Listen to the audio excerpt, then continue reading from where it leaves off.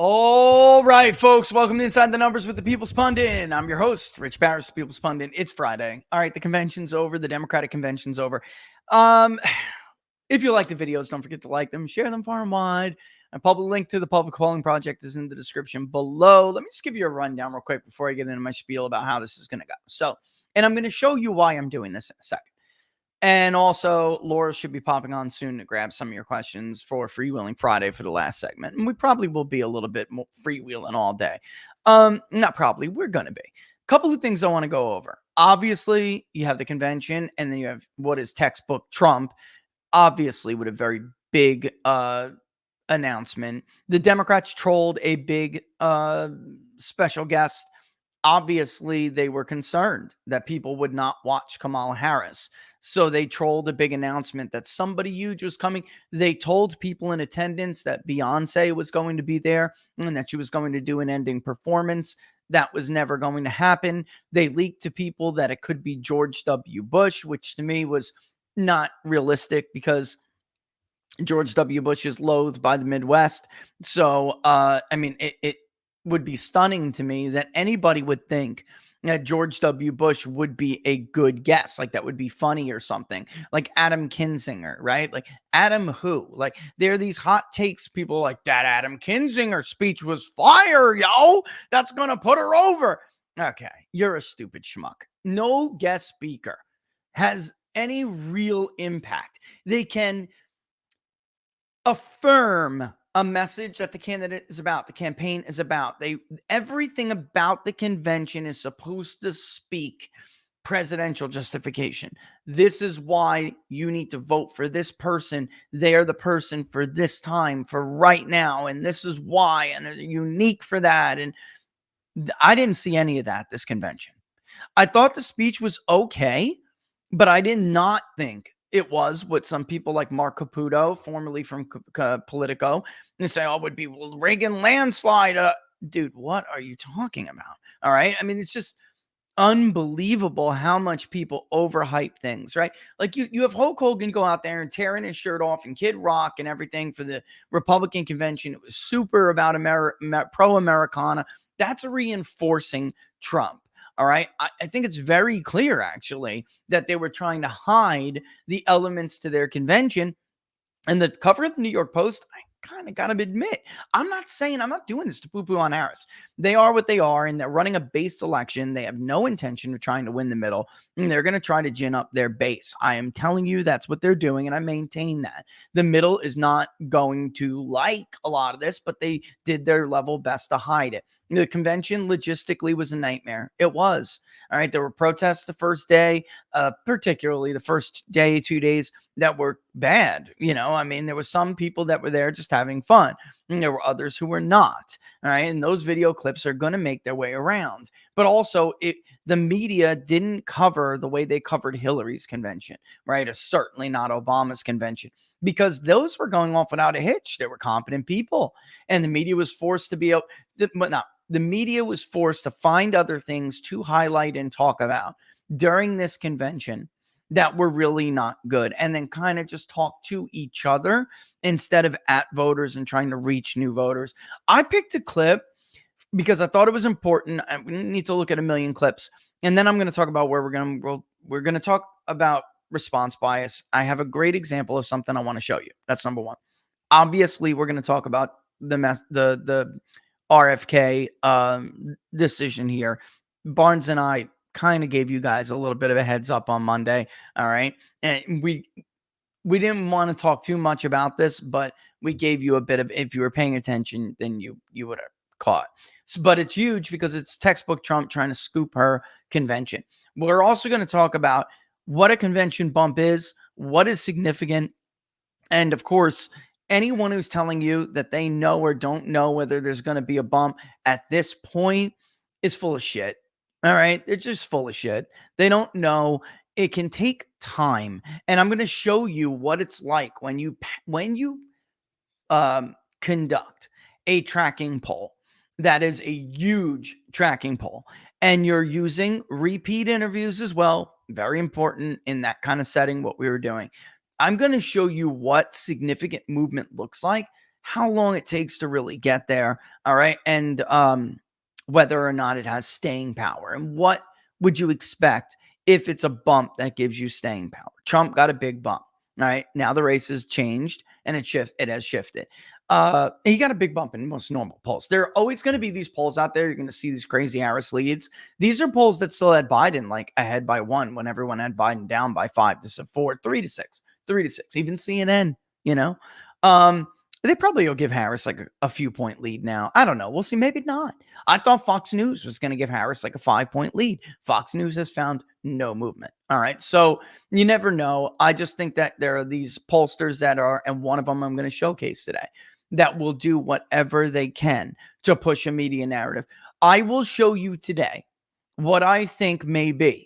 And I've been around a while, folks, and I've called out a lot of people. I've not made friends doing this. They hate this industry hates my guts. They hate me. They do. I mean, the vendors are cool. A lot of the people I've been working with for years are cool, but the university polling space hates my guts. The media polling space, they hate my guts. APOR hates my guts because I called them out for bullshit. It's just bullshit. They're just hypocrites.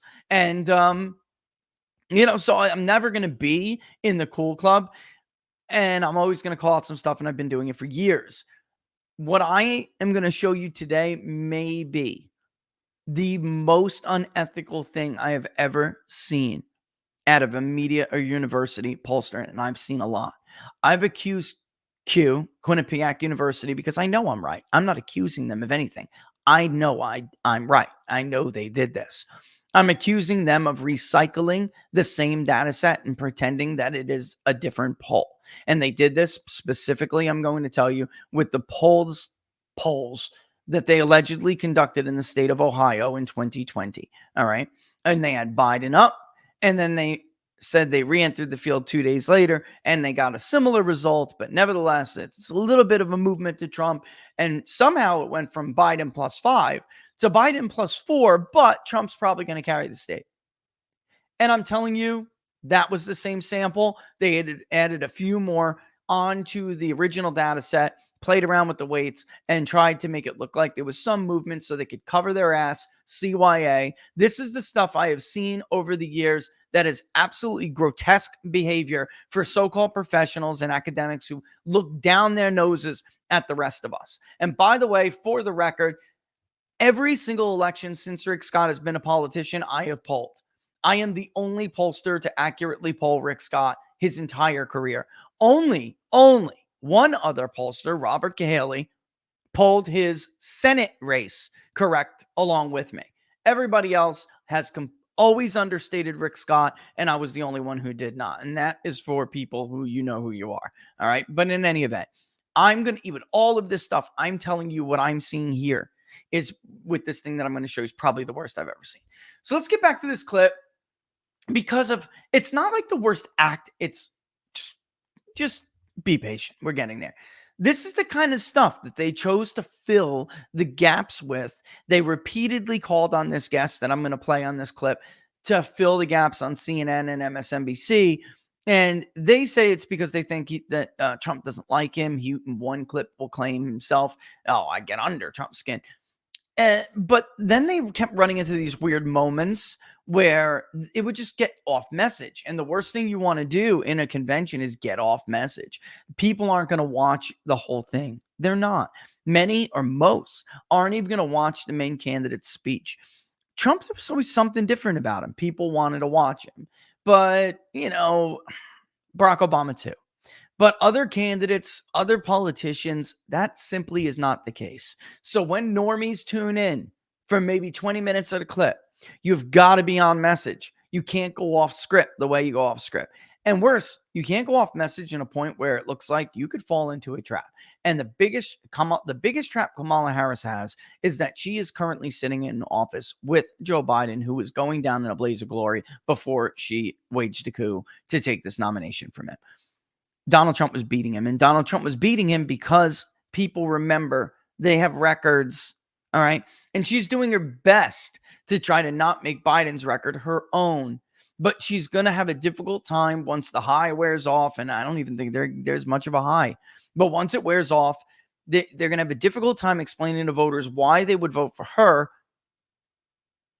a senator who has no major legislative achievements, is the vice president, the number two, the runner-up, the next in line, from a guy they were about to fire. Vote for her with all that in lieu of a guy that did what they believe did a fantastic job and would do a fantastic job again. That is a major problem. And for the leftists out there who are listening, I'm sorry, you're in the minority. Most people think Donald Trump did a good job as president. They were competent. Do I have to run all the videos again? All right. So this is the kind of weird stuff that we saw during it that was like off message and just corny. And it was a fake attempt to try to reach male voters. And you're going to see these like BS polls I'm going to show you in a second, with just terrible response biases. I have two examples I want to share. One, I'm not really attacking. I'm saying this is the kind of trap you could fall into. The other one I'm going to attack. The other one is the most disgusting thing I think perhaps I've ever seen. And Tom Bevan should remove them from Real Clear Politics right now. Tom, I don't know how you could even justify keeping this pollster in your average after I show people what I'm going to show them. All right. And you know this. You know this. Policies. You'll agree that. I get that she's only being the nominee or only announced her candidacy 4 weeks and 4 days ago, but there's not a lot of policy on the website. But oh my God. And before that, it wasn't just a website. It was like, what is the policy here? And now she's endorsed Biden's capital gains tax, there's several other, but and that all the while makes you think or wants you to think that she's somehow going to support no tax on tips when in fact she supports all these other taxes. And she already cast a tie-breaking vote when she was the vice president to give the government more IRS agents to harass, intimidate, and ruin the lives of waiters and waitresses out there. So I don't know how and Jake Tapper is saying, where's the beef here? And it's not just on the website. He's just trying to make it sound like that. It's not just on the website. There's nothing here. There's no vision in Kamala Harris's. I don't really care what Politico tries to say, what Axios tries to say, what the New York Times, all the creaming and gushing that you see from these outlets. They don't actually write anything down when they make these ridiculous shill articles. There is no policy. Why? Because we already know what the policy is. The problem is Americans don't support it. They do not support it.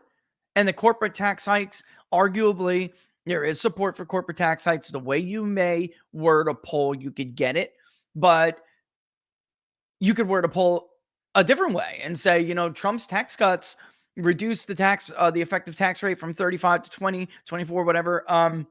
And that's within range that, wages increase and revenues to the Treasury actually rise. Do you want to raise the corporate tax rate and risk that? And people are going to say no. Or you could be like a Democrat and say, corporations are evil. We should raise taxes on them. Do you support it? So there's polling that's being thrown around out there to support that. The fact of the matter is we have over a half a century of data from the developed world, not exactly right-wing bureaucracies. We're talking about the Paris-based OECD. We're talking about the World Bank, World Economic Forum, right? All of these like very left-wing organizations and institutions. And it is very clear. If you reduce corporate taxes too much, you will reduce revenues to the Treasury because it's just less. If you reduce it enough where you increase economic activity, you will increase revenues for several reasons. One, there will be more economic activity. And two, people will engage in less what is called tax avoidance. And corporations are people. So yes, I mean people. All right. And then again, there's a second component to this, which is wage growth. There's an absolute reason. We went over this on the show earlier this week. You should go back and watch it if you missed it. There is a reason why there is a Goldilocks zone for these corporate tax rates. There's a reason why Donald Trump got wage growth at a pace consecutively, by the way, not 1 month or 2 months, a blip. It was the largest wage month over month and on the 12-month, largest wage growth since before the Great Recession. We never experienced anything like it under Barack Obama. Why? It's the reason. It works. And the data suggests it works. Anyway, let's go back to it. But Jake is like, where's the policy here? But she has talked an awful lot about what she wants to do about the economy. I mean, she put out, a number of policies that people could see, helping people afford to buy a house now. Where? I mean, he can claim that, but where? Jake just said, I mean, it just doesn't make sense. It's totally off message. We all know what the message is. It's not to the middle. We're going to help you with the cost of groceries or help you buy a home. Pritzker's off message here.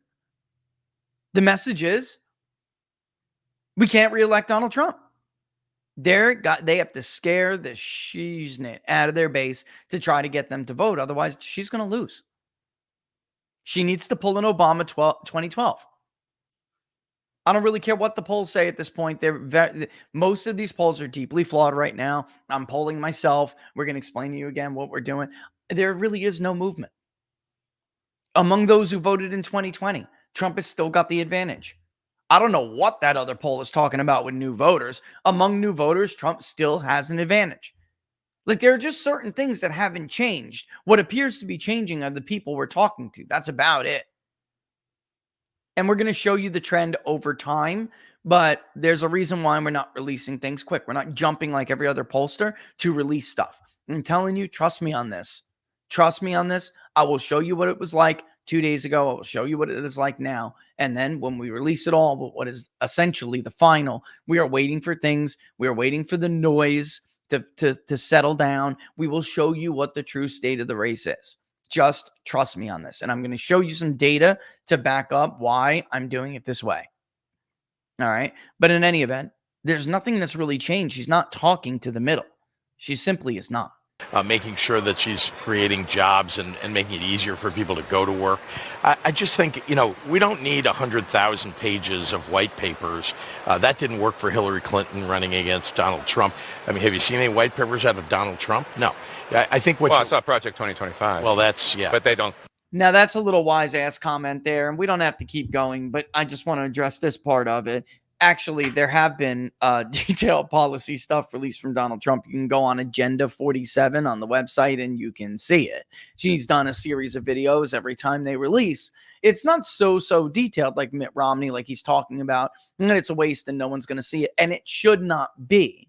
But everything in Agenda 47 reaffirms what Trump is talking about and the message he's talking about and bring back peace and prosperity, right? There is nothing like that on Kamala Harris's website. There's nothing like that in Kamala Harris's stump speeches. There's none of that. It's wake up Democrats. He's going to win. That's it. That's what it is. That's what it's been. And all this talk about new donors that didn't donate to Biden. That's who she's targeting. Why do you think she drugged Bernie Sanders up there last night? Folks, she gave Bernie a prime spot on the final day of the convention. That's reaching to the middle. She picked Tim Walz, contrary to all the claims from the Michael Tracys, everyone from like the Michael Tracys to the liberal partisan pundits that you see on MSNBC saying that he's for the rural working guy, the blue collar guy. We showed you none of that is true. Like, that was like Michael's feeling, right? That was like all these other people and their bullshit takes. It wasn't backed up by data at all. Tim Walz has no rural blue collar appeal. He did not win the governor's race, which was a textbook performance, a normal average performance for a Democrat in Minnesota. Not a great one, not a bad one, but an average performance. And he did it on a textbook Democratic map.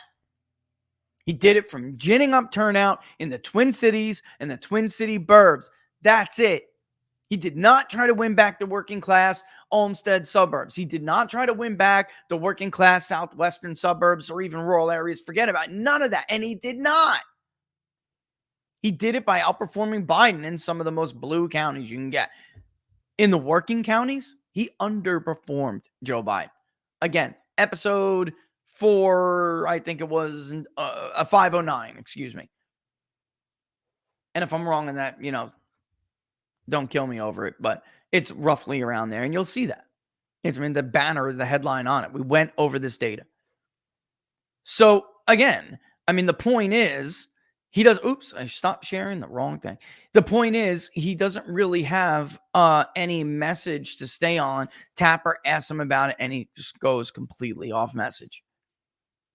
I'm just unimpressed. I mean, again, you have to take this though, when you're understanding how much of a chance he has to win this thing, you have to understand what they're really trying to do, which of course is gin up their own base. By that measure, I think that they certainly succeeded, but the bar was so low. The question is, did they gin it up Barack Obama style? I don't think so. Come on. Did they gin it up even Biden 2020 style? I don't think so. Actually, I would say clearly not. That leaves the remaining question, the third and final question. Did they gin it up enough? We'll have to see. For me, we're about to see two guys on a stage in Maricopa. One has lost the central male figures in his life to political assassination. The other one, they've been trying to put in prison and tried to kill and nearly succeeded. I just don't know. I mean, for putting all of the, again, flawed, distorted data away for a second, and my gut is telling me you better, like Barack Obama, gin up turnout, because Republicans will F you so hard with Donald Trump on the ticket. They will. They've done it to me as a pollster. I overstated Biden in like all but 2 states in 2020, folks. Now, we showed a closer race. I was clearly more accurate than the New York Times and others, but I still overstated Joe Biden. I overstated the Democratic share of the electorate in Wisconsin. I did. I overstated him 3 points in Minnesota, the state we were just talking about. Why? Trump's turnout is very difficult to pinpoint. It looks like he's going to poll and lose a decent share of what is typically a Republican coalition on base, vote. And he doesn't. He's going to do so awful with white women in the suburbs. And he doesn't. Just not true. Which brings us to this. I'm not digging on this pollster. I just want to make this very clear. This is just a great example of for me, which, yes, some of you will see some of what I'm talking about. It's a great example for me to show you what we're talking about. I'm not attacking them. It is hard. And I honestly didn't talk about on social media yet, something we're going to talk about here, because I'm trying to give them a little bit of a pass. It's a difficult environment to poll in. Very difficult. At least they're part of the transparency initiative. I don't know. We would be, but APOR never responded to us. We gave them everything they requested. They never responded to us. But I do agree with this initiative, and I think everyone should be a part of it. Unfortunately, everyone's not. Just to give you guys an idea, too, that Remington Research, Scott Rasmussen poll, had Trump up before Harris got in. Then it started to tighten. Harris took a 5-point lead before the convention. A little bit before the convention, that lead was gone. It was back to Trump +2. Right now, as of today, it is back to Harris +2. I'm going to tell you right now, that ain't enough. That ain't enough in this environment. And that's why you're going to see pollsters do some really crazy shit. We'll save that example for later, though. That's not what we're doing right now. Here is a new poll of Pennsylvania from a company called ActiveVote. ActiveVote has this app where you can download on your phone. And what I like about it is it's somewhat similar to our poll in 2020 in concept. In 2016. In concept. They just had an app. All right, they have an app to do it. But I like the concept of it. I also wanted to continuously reach new people and add new people to the sample, and they're not. Theoretically, they're doing that if more people download their app. I don't know, however, because they don't post it, but I don't know how much registration has increased or does increase typically from week to week. I can tell you exactly how many new people were recruited for our poll. Leading from, July 1st to the end of the poll when it was done in November. Literally the day of the election, we released the final results. I could tell you every bit about that. I don't know enough about this, but let me see if we can open this image in a new tab. Is it bigger? It is. Okay. And then I'm going to put it up on the screen, and I want you to look at it. I'm going to give you like 30 seconds, and then I'm going to look at your comments in the comments section, and I'm going to see if you see what I want you to see. All right. Let me just read the first paragraph before we do that. ActiVote's August 22, 2024 Pennsylvania presidential poll shows that Vice President Harris leads former President Donald Trump by 2.2%. The poll was among 400 likely voters, has an average expected error of 4.9%, and was in the field between August 5th, 2024 and August 22nd, 2022, with a median field date of August 14th. Now, why does that matter? Before the Harris pop was over, but it was fading. But before it was, I suspect if there would have been a little bit their earlier samples in the 5th to the 12th, probably are much more favorable to Harris. It's only 400 responses over that period of time.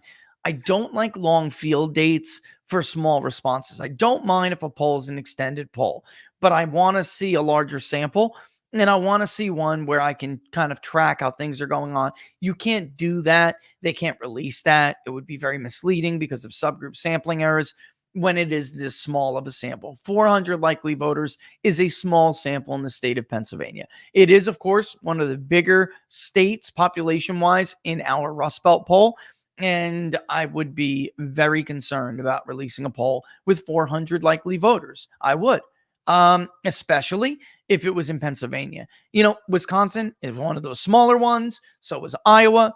Pain in the asses to get a good amount of responses, but you do it, and you can stay in the field a little bit longer in order to do it. This makes, look, they have a good record, a decent record, decent. You know, so again, I'm not digging at them. It's just I personally would never do this. All right, here we go. Here is their crossline tape, their top line crosstab table that they released. I'm going to give you like 20 seconds. I don't want to give you too long of a time. Tell me what you see. I'm going to look in the comment section right now. Tell me what you see that's immediately off. There should be, honestly, there's one that's immediate. And then there's another part of it that may take you a little bit. I mean, it's very convoluted.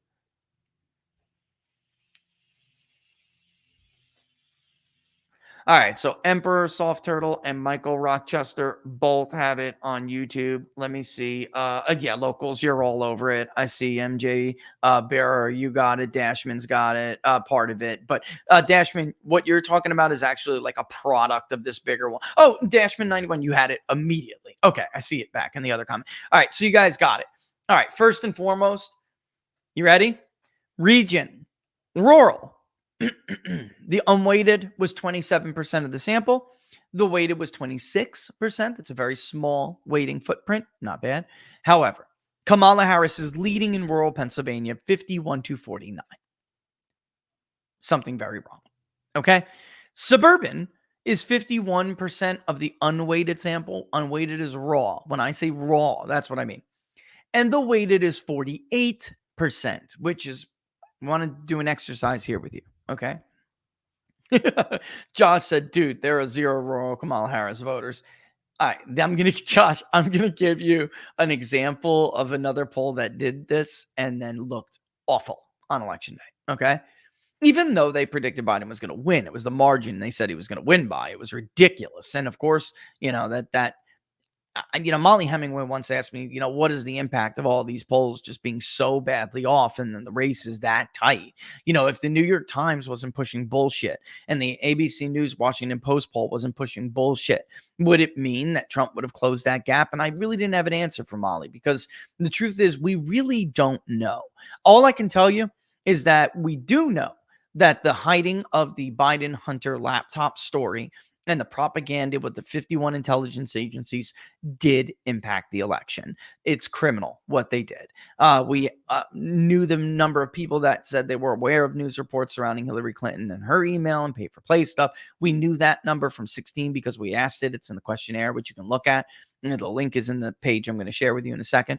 And then the number who said they knew about the Biden situation was 20 plus points lower. So when we asked those people, would that have changed your vote? Enough of those people in states like Wisconsin, Pennsylvania, said yes. Michigan was a little closer, but it would have had an impact, certainly in Wisconsin. We know that. I really don't know what the answer is to Molly's question, but I have to believe, of course, it is, because polls help generate fundraising, and fundraising helps get ads on the air and helps get out the vote operation. So of course it impacts it. I just don't know to what degree. When you're looking at a state like Wisconsin and you're talking about less than a point, you got to say it does. Yeah, you have to.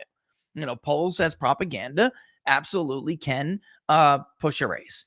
Also, Nico, I just want to point this out as well. You're right about party. There is no way. Republicans actually outvoted Democrats in the last several elections in Pennsylvania as a share of their eligible voting population. And as a result, in 2020, the culmination of, when last time Trump was on the ballot, Pennsylvania was actually slightly more Republican. So it is a more liberal sample. And that should be a red flag to you when it comes to this rural vote. The rural vote is a big, big red flag. All right. And that tells you there's a huge response bias here. In 2020, the New York Times did the same thing. And when we looked at it, it said Greene County, and Robert Barnes and I, on What Are the Odds, we talked a lot about this example because it was we talked about it at that time when the poll was released. Like I'm talking to you about this one right now. And we said at the time, that is ridiculous. And Barnes had a great way to help you understand this. All you did, you fell prey to response bias. Your samples aren't large enough, and all you did was fall prey to it. And you got the one and only public school librarian who's sitting at her desk smelling like patchouli oil and body odor, and she is this crazy liberal, and she's dying to take a survey far more than the welder, okay, who's working his ass off right now when you're polling. Far more than the working class welder, who you may bother at 6:30 p.m. when he gets home and is just trying to eat some dinner, take a shower, and get up and do the whole day all over again. You did not do a good enough job reaching those people. There is zero chance this poll will be right in the rural counties of Pennsylvania, rural areas of Pennsylvania. Zero. There's also something else that's different here because I want to use history as a guide. All right. They weighted down that suburban number, and the number appears to be a little bit low to me. When we poll the state of Pennsylvania, the suburban vote is higher. We have a self-reported queue. They have a self-reported queue. When you look at something, for instance, like Edison Research, all right, give me a second. We'll put this back up. Edison Research, who conducts the exit polls, they've had a hard time. But their queues in the state of Pennsylvania are the same. They just don't wait for those queues. They do very similar to what we do. There are other things that they are waiting for, other geographical variables that they are waiting for that will then adjust the share of the area, the share of the vote by area. And we're not going to use self-reported area to wait. People notoriously don't know what the hell area type they live in. That's number one. Number two, Edison's using more traditional census definitions of what is and what is not an urban area, suburban area.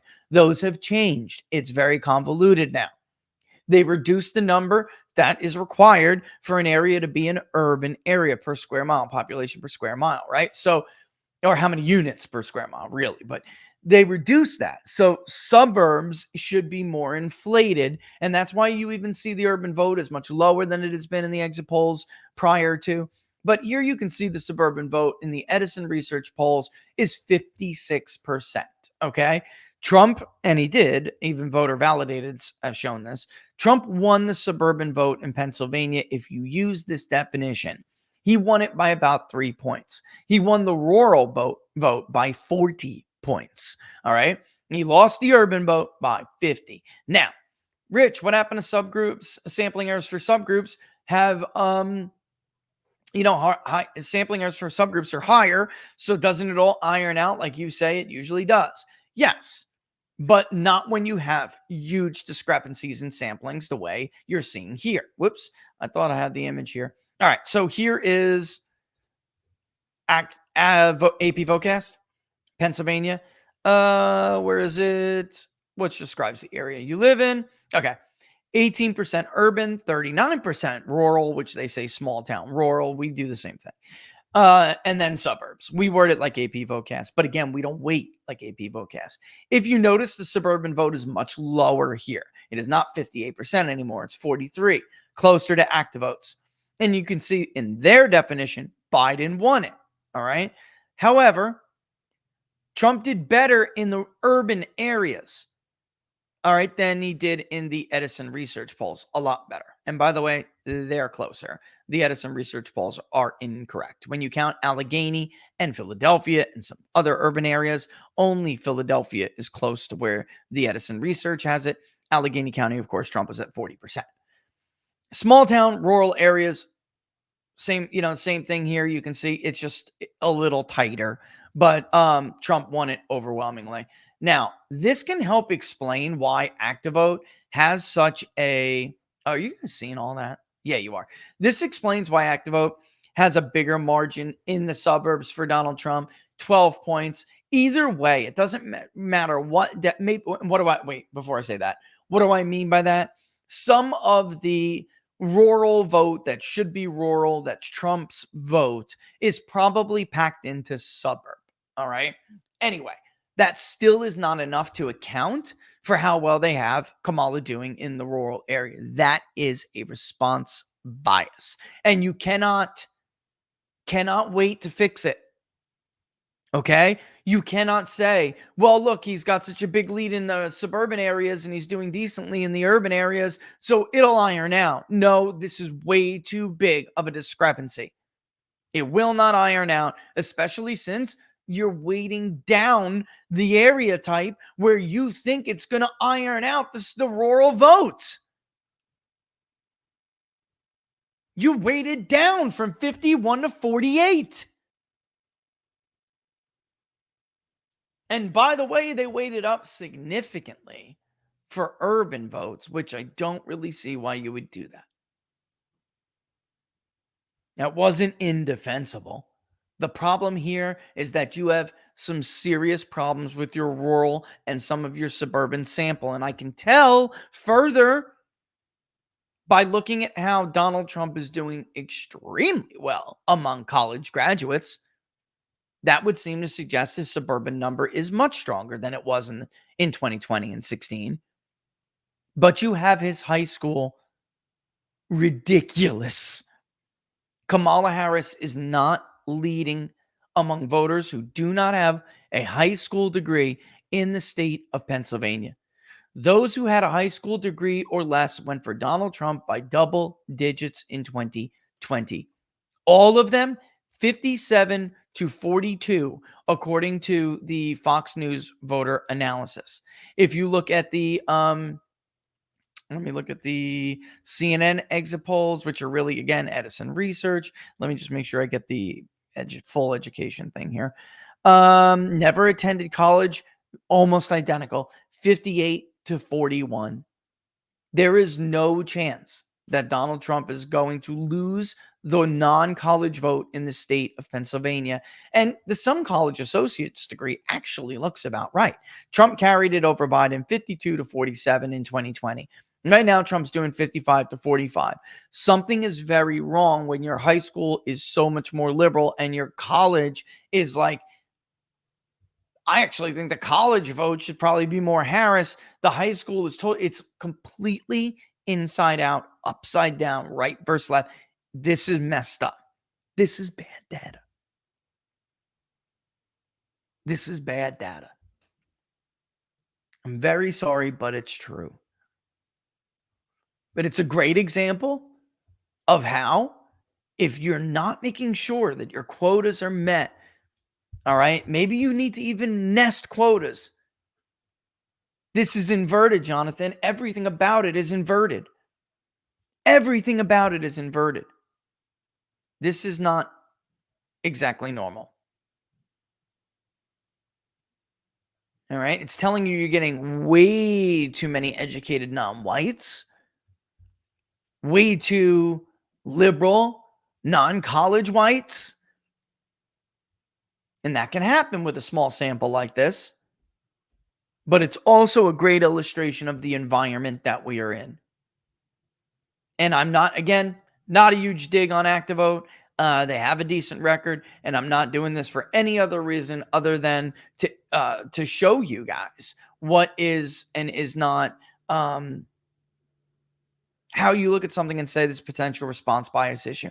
Fox News fell victim to this just a month and a half ago, before Kamala Harris was threw Joe Biden out of the race and wiped her ass with the votes of 15 million Democratic primary voters. Before all of that,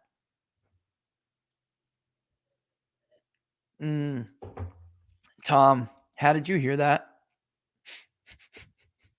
So Tom asked me if I've heard whether or not Seltzer is sitting on a poll that's a very advantageous poll for Donald Trump in the state of Iowa. And I have heard that there are two. One for the Des Moines Register, and I don't know if the other one's from Grinnell, and I don't want to smear them. Either there are two different sources who are saying things inaccurately, or there are two different polls.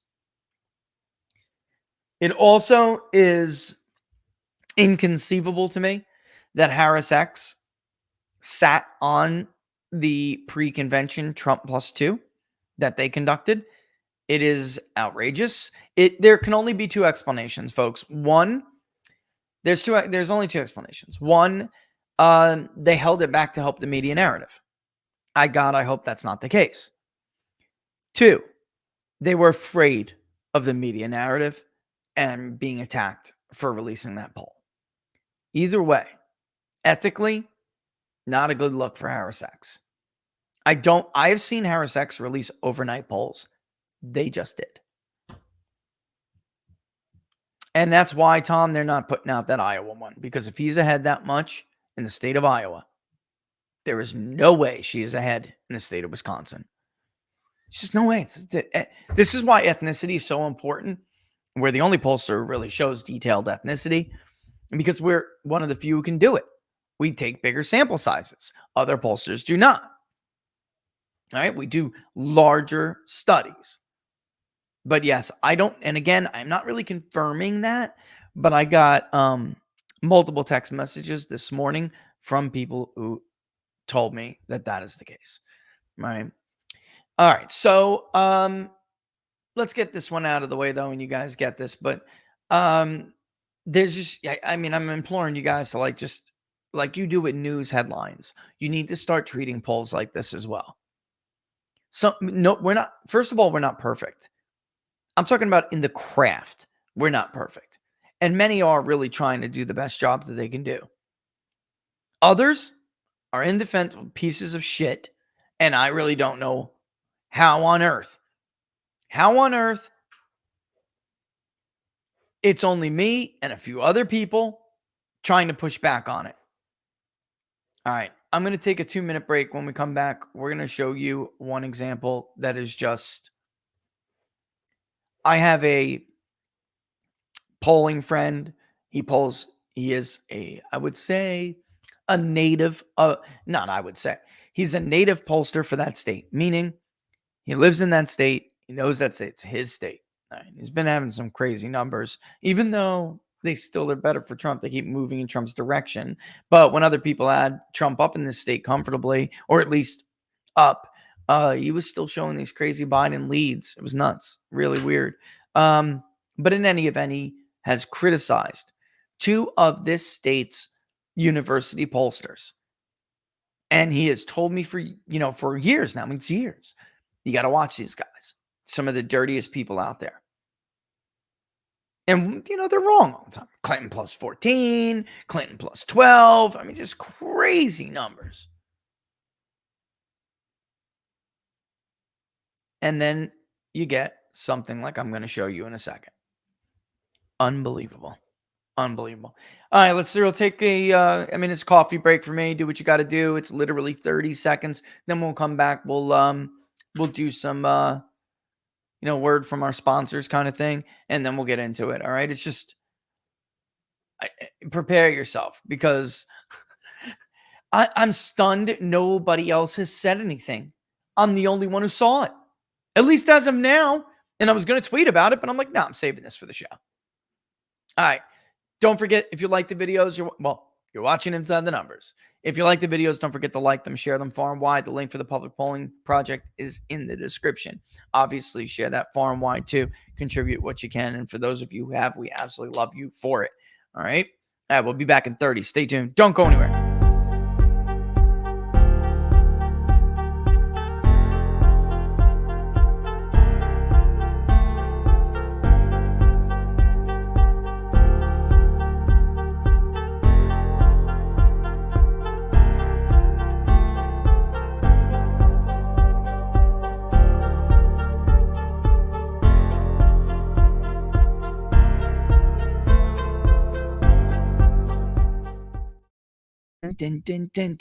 All right. I had a device malfunction, so for some reason I didn't even get that. Oh, I also have to apologize to Sean Parnell for what the hell happened Wednesday. We're making it up on today, and then I'm going to run to my son's football game. But before I do, I will be going on Battleground Live with Sean to make up for Wednesday. I am just a total idiot. And when Laura is not around, I get stuck in the numbers. I do dumb things. It's like all of the stuff, the room that I have in my head is for all this other stuff. And the mundane, I can't remember. And in Sean's case, actually, I'm like, Sean's at 6. Sean's at 5, Rich. 5. I set the alarm, and it was Roro's birthday, by the way. He turned 5 that day. So we're getting a cake, and I was putting together a trampoline for him. I set my phone alarm because Sean usually doesn't open. I set my phone alarm for the top of the hour, and I'll go on 10 minutes after. I hear the alarm in my office. I go shut the alarm off, I'm getting everything ready. I'm standing in front of my desk here, and I see all his messages. Hey, bro, you coming? Bro, what's going on? You all right, bro? I never do that stuff. That's what happens when Laura is at Wally World getting something I forgot for Roman, and she's not around to make sure that I don't do stupid stuff, which I did. Unbelievable. I'll make it up to Sean and the viewers today, 5 p.m. Battleground Live. I promise this time. My God. I felt so bad. I felt like shit. Sean's my boy. I felt awful. I'm telling you. Cognitive load. Tell me a story on Local says, Rich, it's called cognitive load. You are currently chronically overstocked. Things are going to chronically overstocked. You're right, bro. Tell me you're right, bro. Or I don't know if you're a girl. I don't know. But tell me he's right. 100%. And by the way, it's close to 20 points. For those of you who are wondering what it is, it's a nearly 20-point lead in the state of Iowa. I just looked back at Locals, saw that. And I'm getting old. He said, the Iron Duke said, we are all getting old, homie. No doubt. I'm going to be 43 in October. 43. And my daughter's so great. She's like, Daddy, you still look so young. All the kids I go to school with, you guys look the youngest. I don't know what the hell she's talking about. Laura still looks beautiful. I'm getting old. Quickly. And the bags, I don't sleep, but I got that from my grandmother anyway. She always had bags. But they do get worse when you don't sleep. But I'm telling you, without Laura, I'd forget to wipe my own, you know what? Like, I'm serious. Chronic. I got to look at that because I think I've heard that term before. Tell me. Chronically or cognitive overload. Yeah, I think I've heard that before. All right. I got a message from Team Trump about that, but they didn't put it in Central or Eastern time. So, and then the show came. So I don't know. I think it's coming up in like an hour. I will be done when RFK is getting ready to speak. Oh, that's right. It is because Steve Gruber, I'll be going to talk to my buddy, Steve Gruber. I love Steve Gruber. If you don't watch his show, you should check it out if you have time. I'll be on today around 3:15. It's possible because the event starts at 2, which means it is 2 Eastern time. The event starts at 2. It'll be like, time before both of them get up there. All right. Now it's time to unveil what I think is like one of, if not the worst acts of a university pollster ever. And I have been told egregious things from people who know Patrick Murray over at Monmouth. All right. Dating back to 2016. As recently too as the 21 election for governor in Virginia. Like, this guy puts his thumbs on the scale routinely. But this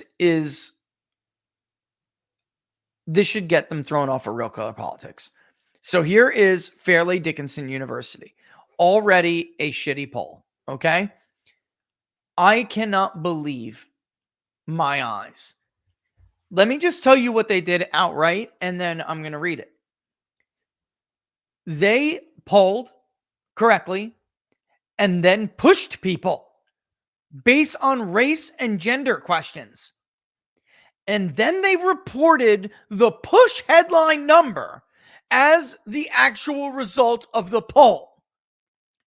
Multiple people already in media have taken this poll, have done write-ups on it, and are reporting the push number as a Harris +7. Folks, I kid you not. In reality, Donald Trump is winning in this poll 48-47, because that is what the result of the poll is before they pushed people. Campaigns push. Chop shops push. Robocallers push. Push pollers push.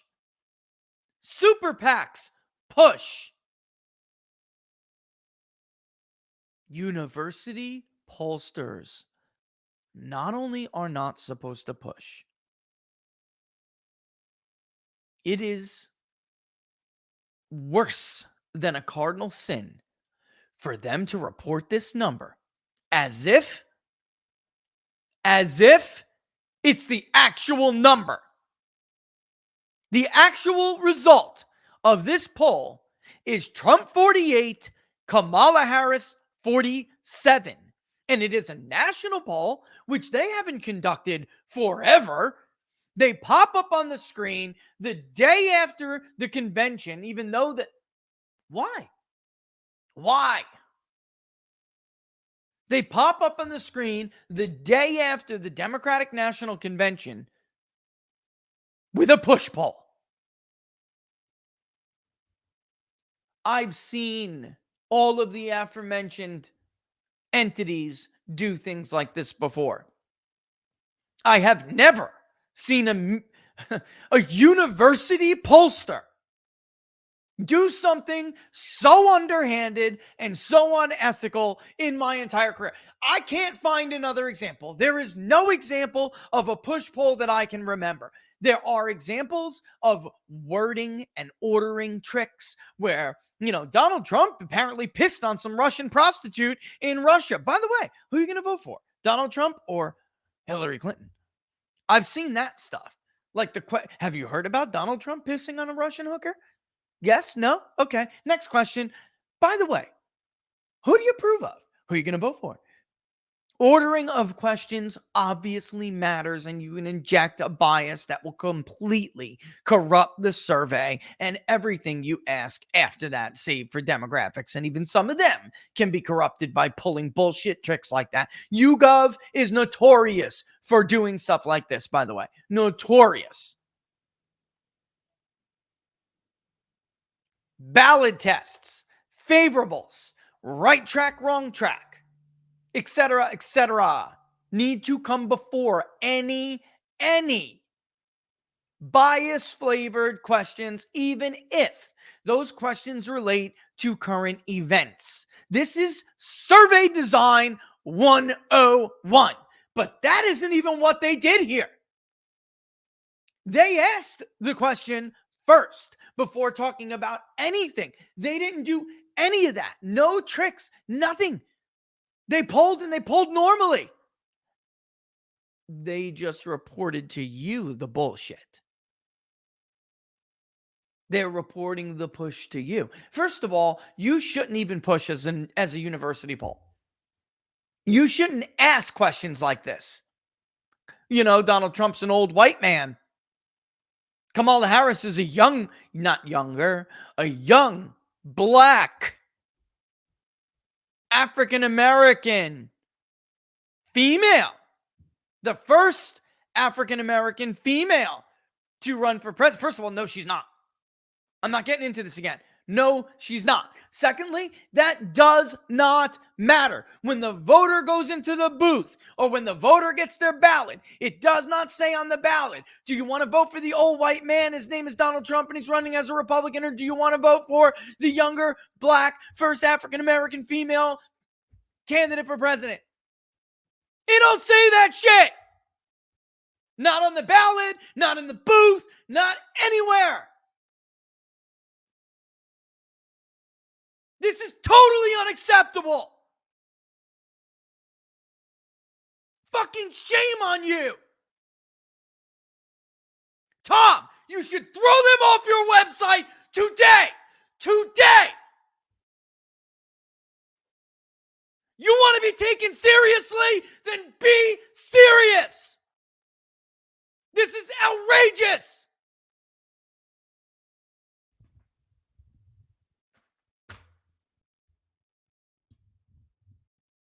If I did this, I'd be banned everywhere. Never to be a part of this friggin' industry again. Let's go Spencer Kimball at Emerson College right now, and let's ask him if this is appropriate. If he thinks this is ethical.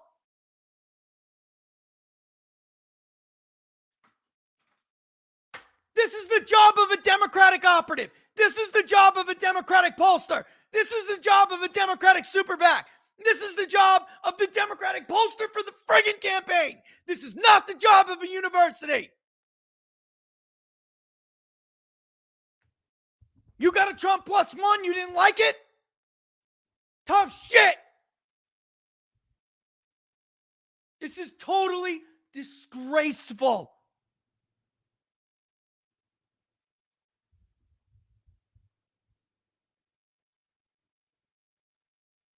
This is a disgrace to the memory of George Gallup. Let's take a second to remind everybody why George Gallup did what he did, basically started this industry, and why he thought it was vital to our system of government.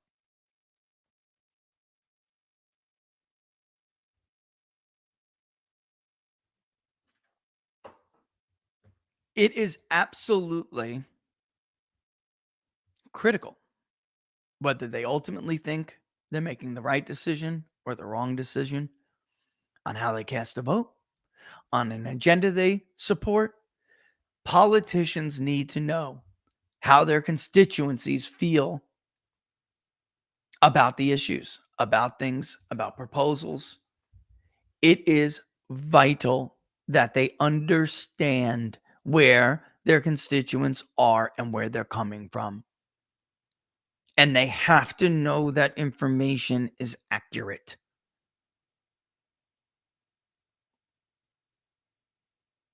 The nation should know the state of a political race within reason. Give or take a margin, give or take a sampling error of this one way or the other. Without it, the entire idea of self-representative government gets a lot harder. We've grown too large. And he believed that polling served a vital, a critical role in this entire process and keeping this thing working, making sure people understand the system was a credible system, making sure that their representatives knew where they were coming from. It's basically keeping a line of communication between the body politique and their leaders open. It gives them an idea of what to expect. Is their government credible? Well, the polls showed, Gallup showed that, they screwed up Truman Dewey one election. Is this election credible? Well, it was always going to be close. Gallup had Kennedy and Nixon close. It was always going to be, the nation had an idea, and there was no shock to the system.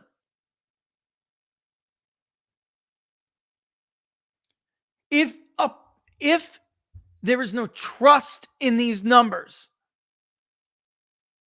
then the entire reason to even have this industry is for nothing. And unfortunately, lost with the trust is the benefit that this industry provides the society. Like anything else, you can use it right and use it as a positive, stabilizing force in a society that is self-governing, or supposedly. You can use it positive, or you can abuse it. And it can become a negative force. It can hurt self-governance. It can corrupt and lend illegitimacy to the entire process.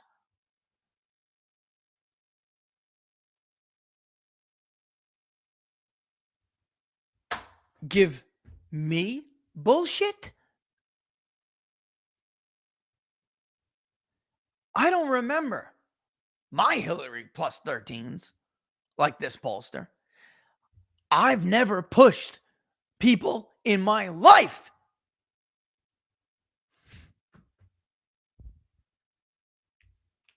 This is disgusting.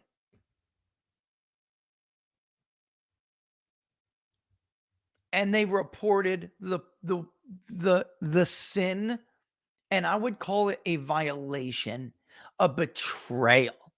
The betrayal is that they reported the push as the top line and completely buried the lead, the actual result of the poll. Yeah, sure, they mention it. Go look. 3 paragraphs down. 3 paragraphs down. And they're not even wording it correctly. Harris's lead, when voters are made to think about the race or gender of the candidates, Harris's lead grows substantially. Except she didn't have a lead. How could you claim the push results in her lead growing substantially? The lead isn't real. The lead is a result of the push.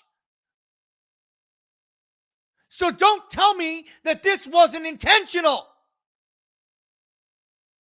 If we did something like this for a legitimate reason, the headline would be Trump-Harris locked in tight race, or Trump holds narrow lead over Harris, 1 point, very narrow lead. Trump leads within the sampling error. You know how we do it. The right way, the accurate way, the honest way. And then later, maybe as a sub, you see their little sub headline they're heading to, which is italicized. Then you could put race leaderboard switches after voters are informed of race and gender. First of all, there's no legitimate reason to even ask these questions. You want to vote for the old white guy, or you want to vote for the first African-American female president? There's no legitimate reason at all.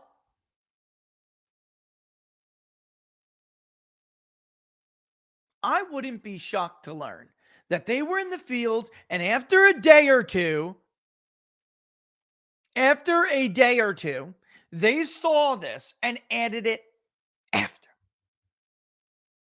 And we don't even know what the first 2 days say. Actually, that could have happened because we don't have detailed interactive crosstabs to make sure that the subsets all line up accurately, do we? Do we? This pisses me off, man. Elliot, you don't have a problem with this, Elliot?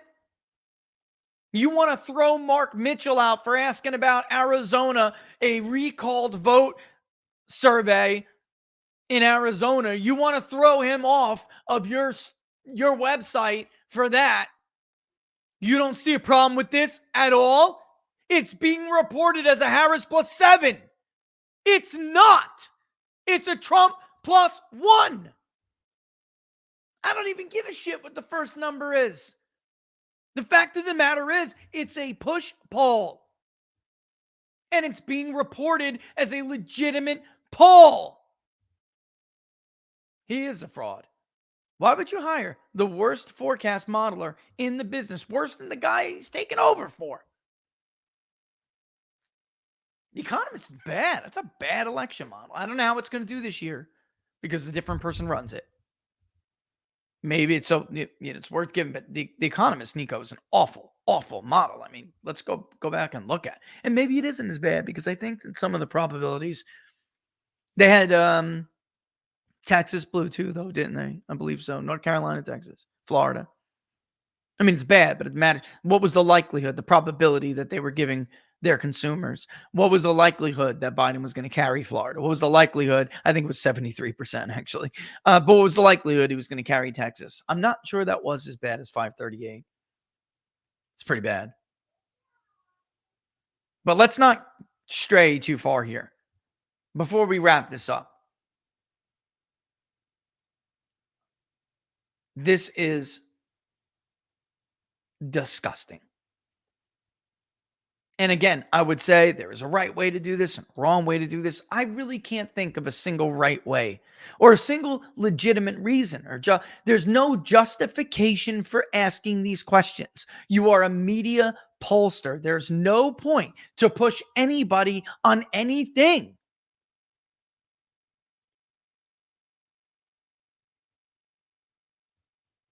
You watch. It's going to be up on the aggregators. It's Harris +7. You watch. Mark my words.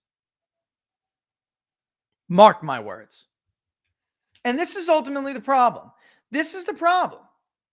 This is the problem, Lynn. Like, if we were going to wake up George Gallup from his eternal rest right now, this would be, he'd probably put it much better than me. This is a catastrophe.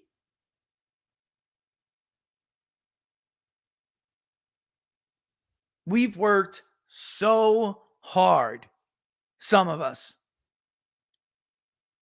to try to educate people on how polls are done, to try to educate people on what is right and what is wrong, how to read them more appropriately, okay? Not as gospel, right? Not as gospel. Here is what you should be looking for. They can be wrong. There are subgroup sampling errors. There's a right way to order a survey. There's a right way to word a question. Here are red flags for this. Let's talk about various forms of response bias. Trying to be as transparent as possible. Who funds this survey? Let's get down, Lynn, to something basic for a second. Who funds this survey? It's Fairlane Dickinson, right? Do you get a grant? Do you get anything? I mean, it should be fairly easy to find that information. And I'm not saying, that it's, that they're not meeting the basic standards of disclosure. What I'm saying is the basic standards aren't good enough. Somebody the other day, it was like their third email, and we get them all the time. Rich, is there any way I can send a check to the Public Polling Project? I don't want to support, I don't want to pay for anything digitally or online, but I'd be happy to send a check to the Public Polling Project. I mean, there's nothing inherently wrong with it. We don't accept them. Why? Well, because we built a front-facing public website, a tool where you can go and contribute. You can be anonymous, but everyone sees every recorded payment. Everyone can see when the project is funded, how much it's funded, right? What progress it's made, and it's itemized. We really basically thought, wouldn't it be great if this was set up like a crowd or what's the name of that website? It's just so they're so radically left that we didn't want to use them, because I know somebody who tried to do a crowdsourcing poll operation and they were thrown off the website because they were considered to be not a left-wing pollster. So Go Send Go. I mean, all these other options, but we like the transparency of the model. Here's the donor wall. Here are the different crowdfunding campaigns. If I take a check, there's no way for me to put it in there. And by the way, ACH is enabled on there. You can, for people who responded to that in a thread. And we get it all the time. Guys, I have gotten phone calls. Hey, look, I would love to support the public polling project, but I don't want to do it online. Plus, the amount I want to give is not something I could do online. Where do I send a check? I'll send you like 10 grand, 20 grand. I turn it down all the time. I don't want some big chunk. Some donor giving me a big chunk. This is supposed to be a popular kind of idea. Is the same really true of these university institutions that get these grants? Like, isn't it true that somebody like, I don't know, Bill Gates could go into Fairleigh Dickinson and be like, hey, I don't know what you guys planned on doing, but and how much you had allocated to it, but let me get out my checkbook and fund your polling operation for the year, for the entire cycle of 2024, right?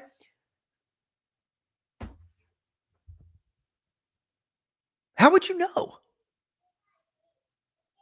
You think it's good enough? They just say, oh, it's a grant from the school. No, thank you. Who provided the grant?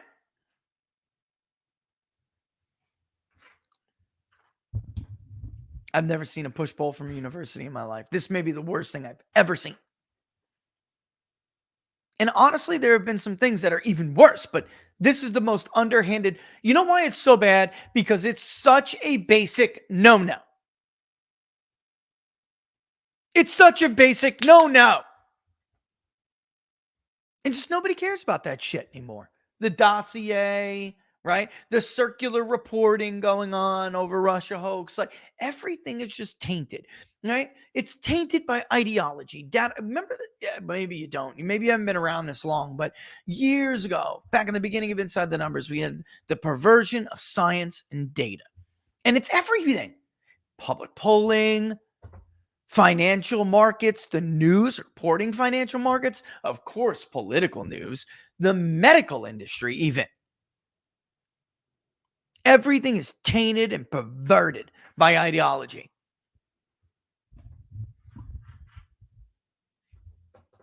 I mean, who's funding the places that were telling everybody to get jabs, right? The FDA is filled with employees. You might think there's some rigorous process over at the FDA to get a drug approved. It's total bullshit. Purdue Pharma rammed through that thing so fast. The guy did have, at first, he did have reservations because he thought that they were unfairly claiming that it was less addictive. OxyContin, when they got the patent for OxyContin. But they gave him a kickback, dude. Don't worry. Push this through, and when you're done, we're going to give you 7 figures over at Purdue Pharma. You should just leave your job anyway. And he did.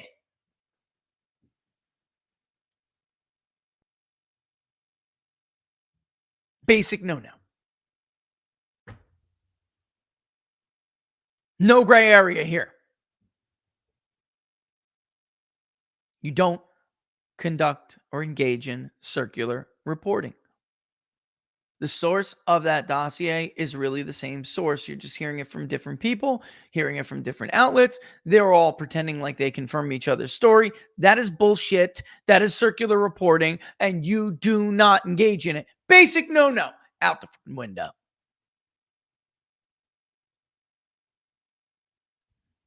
So I don't know, Lynn. I mean, I wish I had a better, I really, honest to God, wish I had a better answer for you. You know, like, what can we trust anymore? That's such the shame here. Neil deGrasse Tyson can't even define what science is. He has to be schooled by Steakums on Twitter. You think Neil didn't know that? Of course he did. It's perverted by ideology.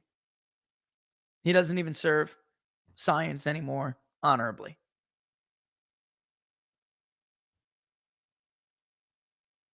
It's tragic. What happened to virtue? What happened to honor?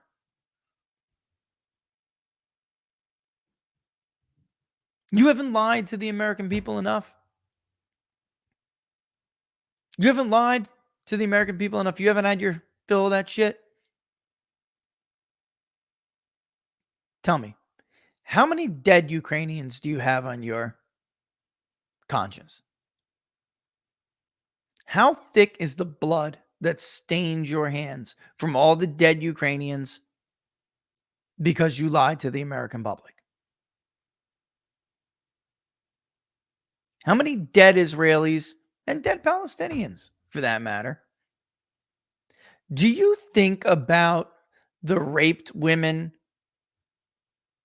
that never would have been raped if you weren't such a dishonest piece of shit lying to the American public the way you do?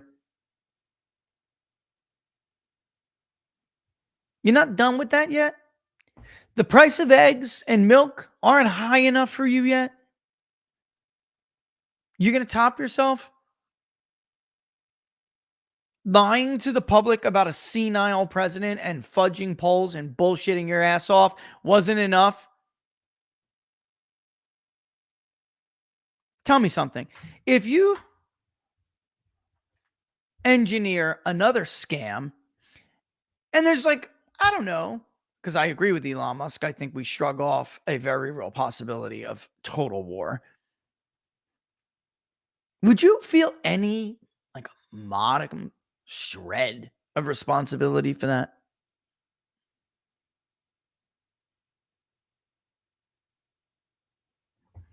These people make me sick. They truly, truly make me sick. All right. It's 1:20.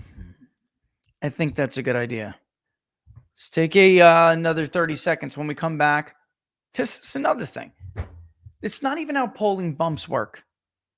When we come back, I'm going to show you how long it took the last time there was a Democrat who got a significant bump out of the convention. See, we really can't say Biden got a good bump because Biden already was kind of leading.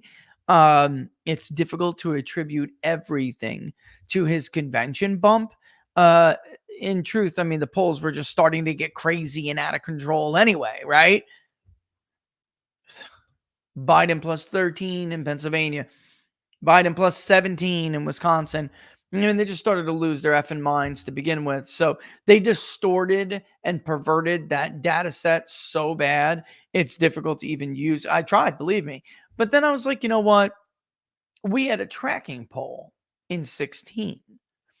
That tells a different story because we did poll in after the convention for the Epoch Times. Both times was one before, one after, right around the convention time. And it really did not move all that much. The media polls did move, but our polling did not. It was Biden plus a little over 4, which wasn't that far off. The one before was like Biden plus 2.5, I believe. 2.2, yeah, 2.5, 2.5. And then it was Biden plus 4, and really never lost that lead in our polling. But in 2016, it was different. And give me 30 seconds to drink some coffee, and I'll tell you all.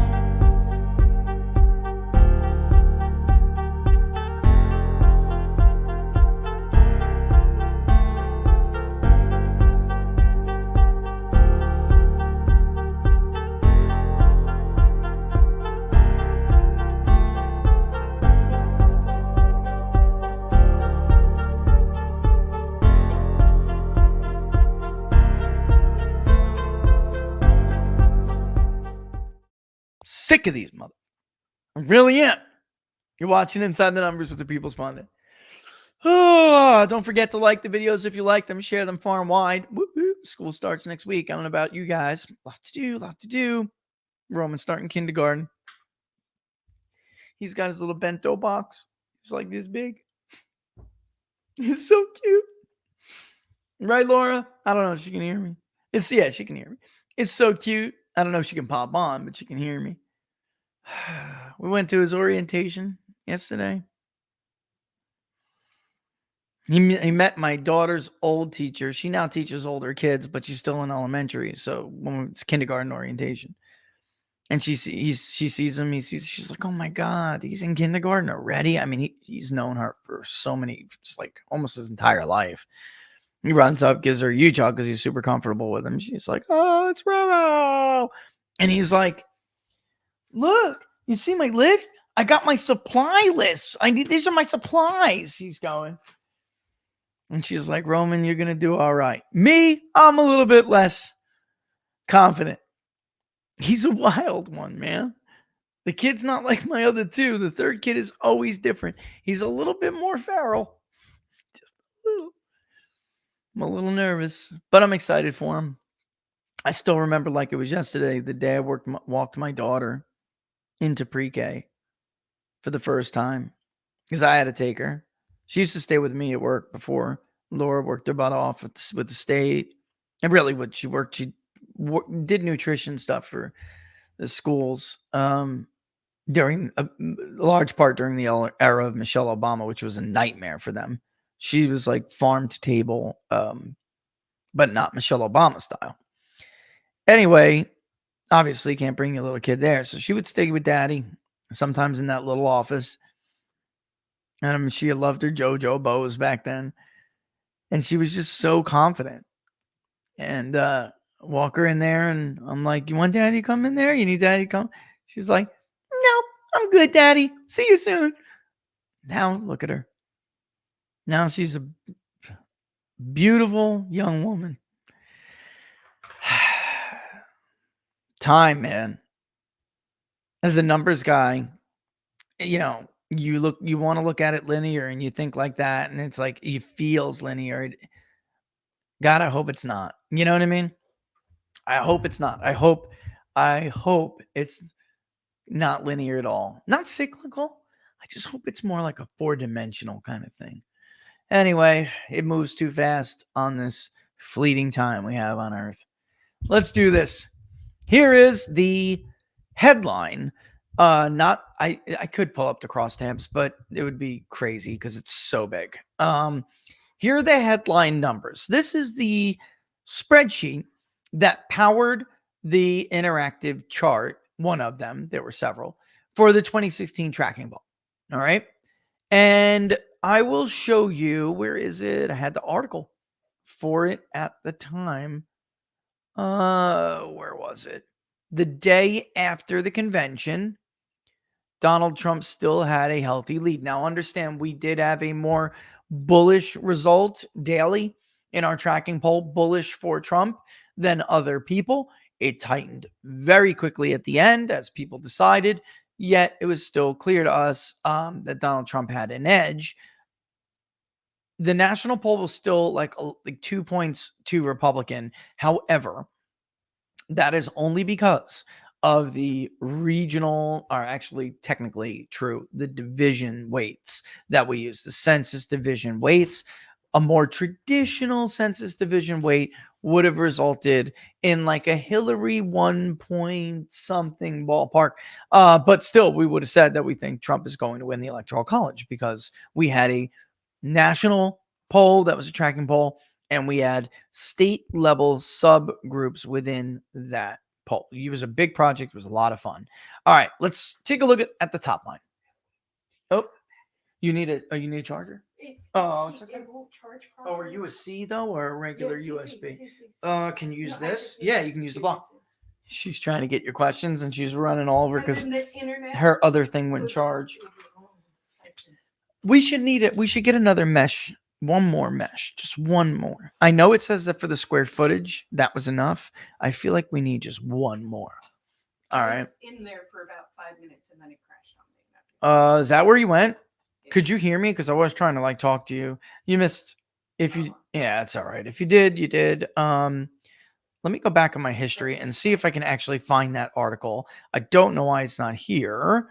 It So should what be. you could talk about is your potty All right, right now. mouth. There's nothing. All right, there it is. So on July 30th, right after the convention, Trump still leads Clinton in presidential election daily tracking poll. He had what was a near 5-point lead at that time. That's all right. I'll just wait for you to stay. All right, the monitor thing is on. 47.6 to 42.1. And that again, this article's July 30th. Okay. Let me get to that spot. And that is here. Okay. So you can see here, it is a 4.6 lead for Donald Trump. And actually, the reported value is actually this one because I guess the new data set. Oh, right. Because it was always reported the day after. Okay. So that article is July 30th, but it is reporting the results from the day before in a rolling. And you can see with 3-day, the registered voter sample was actually a 7-day rolling average. Okay. Then the likely voter sample turned into a 3-day rolling average. Why is that? Why am I bringing that up? Because it is important to note that that will change the result overall to some degree, right? It goes from registered voter to a likely voter. And you can see the sample size kind of drops dramatically. And that is because everyone still had 7 days to return their weekly interview. If they were a repeat interview, which was anywhere from 25 to 33% of the sample, obviously that was a little bit more stable. If they were somebody we were bringing in that was new, they still had 7 days. The rules were the same. So you had these people who had already been participating in the project. They were resubmitting it every 7 days, and they knew that. And then you had new people who are being added. So it was getting a little bit weird. You'll see it, not weird. I mean, it worked well, but you'll see it shrink a little bit and then start to rise again. And then part of it is, there we go. See, it jumps up. We end around 2000 or so. We had to obviously tighten our screen. And that's part of it too. Not just that, we're talking about different people and newer people being added, but we're tightening our screen as things get to the end. And we're last minute wondering, are these people really going to vote? And unfortunately for us, in some of the state polls, they did. And we did not resubmit that as a final result, like the daily tracking poll. I believe Ohio, for instance, was like 2 days before the election. So we did not go back and say, okay, here's updated numbers. It was just what it was. Our last poll in Ohio was Trump +3. He obviously won the state by a lot more than that, right? That was in large part due to a lot of these people that are in the national numbers, not quite yet being incorporated into the state ones. What are you going to do? We were still pretty good, but in some of those, we really whiffed. I mean, we still get the leader right, but we whiffed not quite New York Times whiff though, right? Like New York Times says Biden's going to win a state by 13. He wins it by a point, It wasn't that bad. 0.5. But or 0.6, right? It wasn't quite that bad, but it was still, what did we underestimate Trump by? 6 points? 5 or 6 points. Iowa was almost identical, by the way. All right. So here we are, and this is the 29th. By the 30th, which is the day after the article, and it changes to likely voter, you can see his lead start to tick down a little bit, okay? Again, it starts to tick down. I wish it would just stay on shift. Why won't it do it? Right? So we're already now 2 days after the convention. We do see it start to move, all right? 3 days after, it ticks down another 0.7 of a percentage point. That's it. Okay. So 1, 2, 3, 4 days. And on the 5th day, and arguably you could say 4 days, he came on the 7th, he rested. That is how long it took for Clinton's bounce to really sink in, to really be real. Now, again, I'm going to argue here that you do have to understand that some of that bounce I don't think was completely real. The entire part of this project was to prove what we and Barnes and I and others, Mark Mitchell, and I see people on Twitter, and now I've seen even pollsters come along. They'll get shut down though soon. They will. They'll get bullied. Talking about response bias and how these huge swings are truly artifacts of the poll themselves.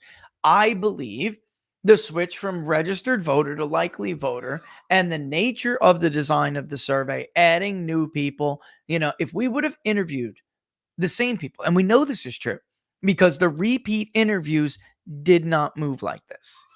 The repeat interviews shifted like 1.5, 2 points. Like that is the kind of movement you would see. 1 point here, 1 point there. That's it. These are artifacts. Not denying Clinton got a bump. She got a bump. But a lot of it really was artifacts and us trying to work out the kinks. How do you go from a registered voter to a likely voter and still recruit new people if the point of the or if the point of the project was to show that there may be better ways to minimize response bias? And the whole hypothesis of the project was that if we keep a certain share repeat, maybe not, it doesn't matter what the number, how the number fluctuates. But if we keep a share as a percentage, roughly a quarter to a third, then that should reduce the impact of those artifacts. All right. So I think we were largely successful. And it shows, if you look at the overall trend line, you will see that it really does not move all that much. There are ups, there are downs. The Billy Bush tape happens. Somebody want to get me, that's another good example. The Billy Bush tape dropped what day? You guys know? I know it was an October surprise. What day was the Billy Bush tape, guys? And you know what? While we're doing that, I will show you the graphic leading up to the 29th. This is the trend line from this poll, what you're looking at right now. This is the trend line. Whoops, cancel. That almost bumped me off of the stream. This is the trend line from, I used the wrong one. Here we go. Third time's the charm, Laura. Bang. There's the trend line from the poll leading up to it, from that article being written. Some things that look like swings, pretty significant swings, I would tell you to look at the axis of the chart. It's really not that much. It only looks that way because of the value, we chose like 10 increments of 10, 20, 30, 40, 50, 60. So it's all moving within the same two frames, 40 and 50 the entire time, and not huge. Clinton will cross 45, I believe. Let's go back. When she starts to put up that lead or bigger lead, where is it? Here we go. So she caps out, and I want to show you too how much, because that's the point. I want to show you how much she rises as a result of this. You might notice that Clinton's largest lead post-convention, and I don't know if you guys can see that. Let me see, because I would love for you to be able to tell what I'm talking about before I say it. Clinton's largest lead, there we go, is on the day with the smallest sample size. I don't think that's a coincidence. I think you can actually see the volatility in the sample size if you watch it. Trump pops up. The registered voter leads were crazy because it was this not new voter. I haven't voted in a while. I'm not sure I'm going to vote. That was an overwhelming margin for Trump. And then when we started to screen a lot of them out, Trump's lead shrank, and that made total sense. But you can kind of see as it goes down, there's more and more volatility. And then at 1,187 likely voters, which again would be a huge sample for 2016 already, because back then we really weren't having the conversation about increasing sample sizes to compensate for lower response rates and also subgroup sampling error is just being ridiculous. That is a big sample for then, but to me, it was like, well, 20% of it, I have 25% of it. And I think on that day, it was like 27% repeat interviews. So it's even smaller than you think. So it kind of makes sense that Clinton gets this big pop. And then immediately you see Clinton's lead fall after day 5. You can see Clinton's lead start to decline, right? Every day. This is a pretty significant decline over, again, it's a rolling average. So to drop 2 points in one day, essentially, in one 24-hour period is pretty bad. And then she just, again, a hair, then another 1.6, right? There's some popping back. And I mean, 0.2 of a percentage point. That's before she goes up another 2 points, but then right back down. And from there, it's all downhill for Clinton. All right. So all in all, Clinton's post-convention lead went up and went down in a 2-week time frame. Big chunk of that entire time frame was not really her enjoying that lead. She only enjoyed it for a couple of days. It's rising and taking time for it to sink in, right? Because the convention is at the end of July. Honestly, until August 2nd, it was like even August 3rd, she gets like a rounded 1 point lead, but it's 0.5. It only really starts to rise for 1, 2, 3, 4, 5, 6 days because she's collapsing here. She starts to go into a collapse. So out of that 2-week time span, we're talking about 5 days of a lead. 5 days. So 5 out of 14 is this so-called bump. The bumps are just not. Yeah, she didn't. This is Clinton. Oh, I see what you're saying. She needs to step up like Harris.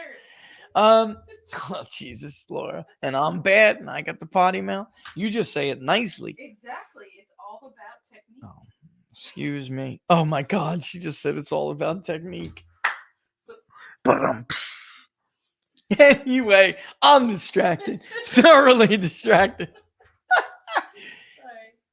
Anyway, the point I'm trying to make is we talked about all the design of the survey having an impact on the results of the obviously, and so there's already that issue. You can only really identify 4 or 5 days where you can make an argument that there was some movement to her. It's more complicated than the trend line suggests. And then you're waiting for the rest of the days for her to just go back down. All right. And then from there on, even actually, I don't even need to look back. I bet you I could find the Billy Bush tape myself. First week of October. Am I right? Let me go back and look at locals. Somebody must have put it on there. First week of October. Somebody must have wrote it in there because I asked somebody to go back and look and see when it was.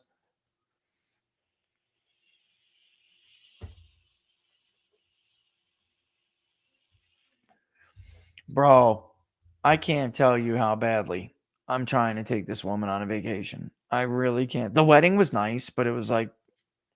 It was just a hint of what we Yeah. had as a vacation. It was like a hint of what we could have. And still someone else's gig. You know what I mean? So you're not doing what you want to do. That's why we have video for you guys. I forgot. One day, maybe when I get some time on the weekend, we'll just kind of go over it and show you guys. We got some nice video from Virginia Beach and the city and even parts of Jersey, which is, nothing special to look at, but it's our old stomping ground. So we just wanted to take video clips to show you guys. But yeah, I mean, I'm looking right now to see, and I can see right now where Clinton takes a 3-point lead.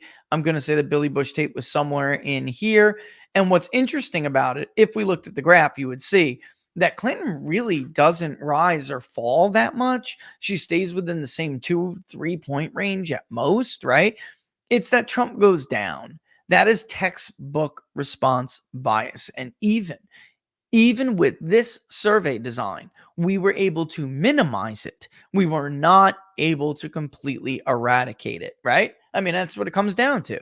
And yes, we did better than everybody else, but it still was very clear that, I mean, I think it was a huge success showing people the impact. Other polls were moving double digits. Understand, at this point right here, Clinton's largest lead, we got her at 3.1. The AP, a few days later, will publish a poll that says Clinton plus 14 or 13, something like that, I think. All right, so ABC News, Washington Post will start their tracker right about now, and their first poll is Clinton plus 12 or 13. So they popped it right after the Billy Bush saga, right? You know, as things were going on, because they were trying to give.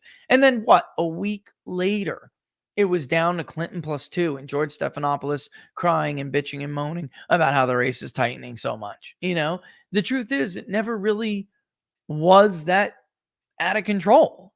It never was.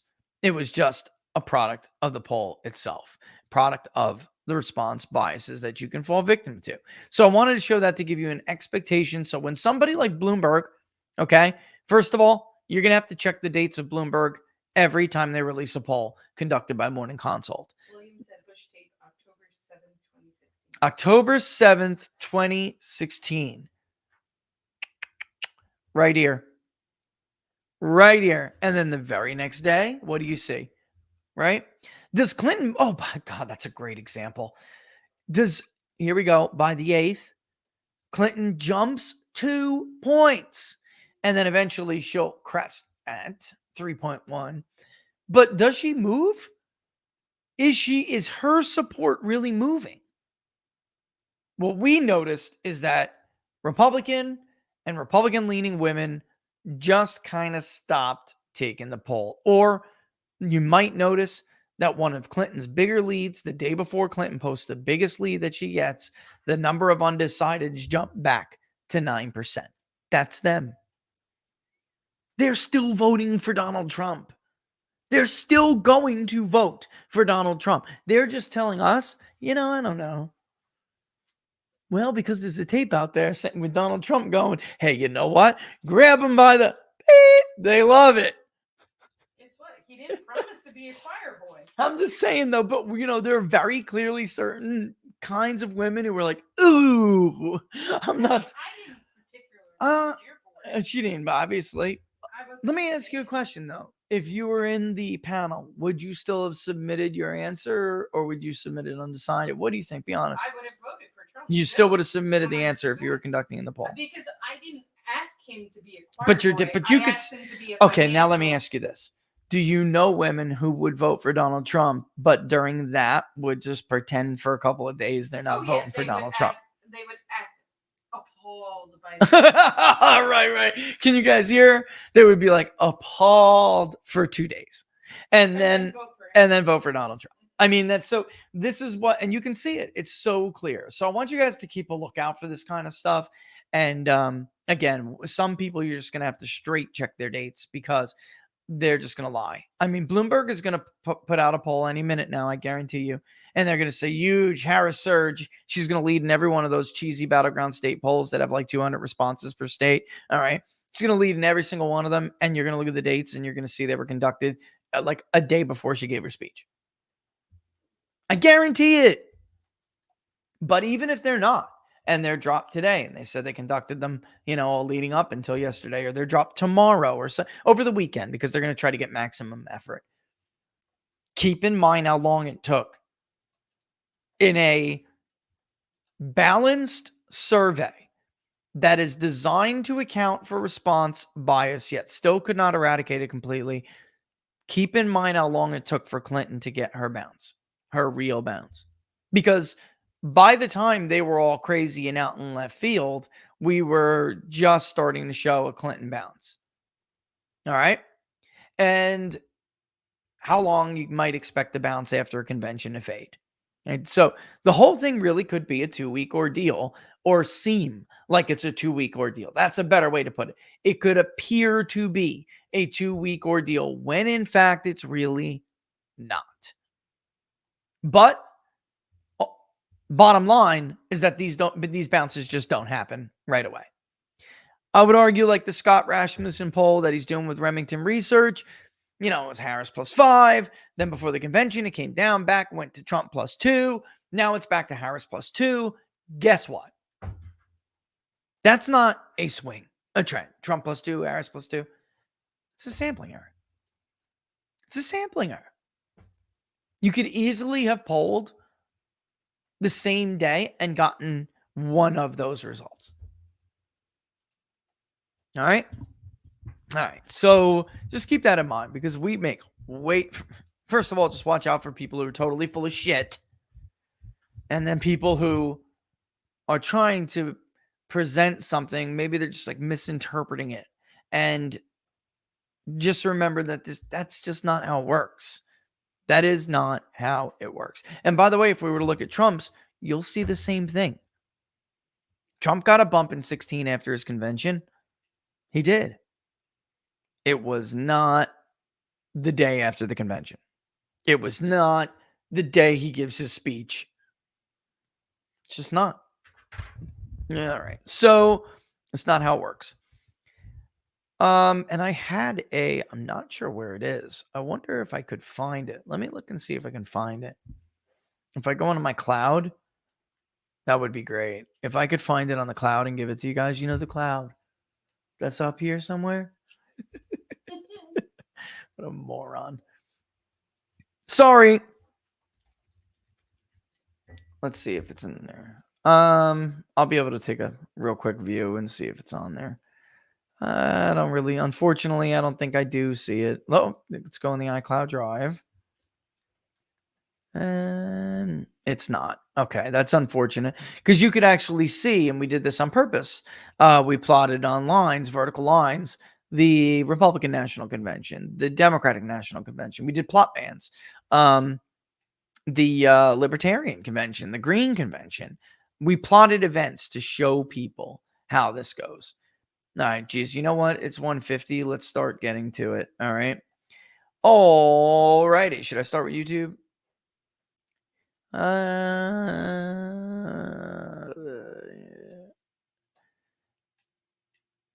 I want to show this state. It's like a comment first. All right. This bothers me. This. And how some people reacted to it. This was an optical nightmare. All right. So Crew Kid says, we know that Tim, and obviously Crew Kid is not a Walz fan, so bear with me. I'm reading objectively his statement. We know that Tim Walz is a Maoist, sympathetic to pedophiles, put tampons in boys' bathrooms, and let Minnesota burn. Marxist, Maoist. However, the way that Walz yanked his son towards him really turns my stomach. Okay. I'm going to play that because I think it's important that we show exactly what he's talking about. And then all around crew, I don't like how they brought this kid into this.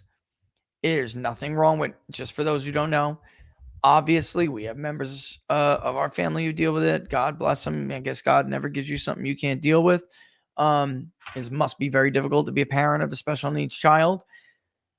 However, and if I was running for office, I wouldn't want to hide them.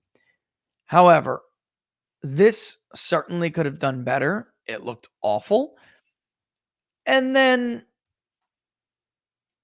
I'm trying to be nice here, but the way some people on the right reacted, like Crew just reacted the right way.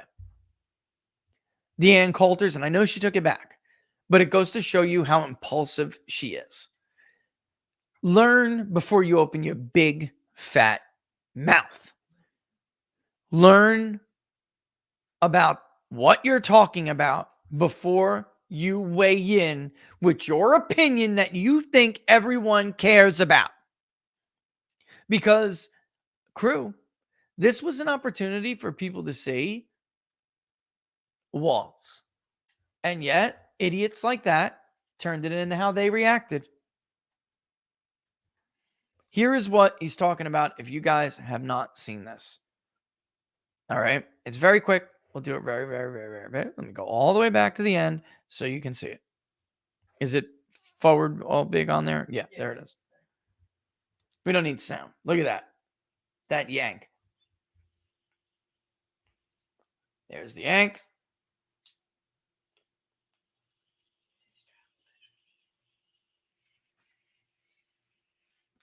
All right, so it's about wrapping up now. The faces are really what I want you to see. It is difficult to parent and obviously deal with a special needs child. What got me, crew, was the face. His face. Do I have to go back or did everyone catch it?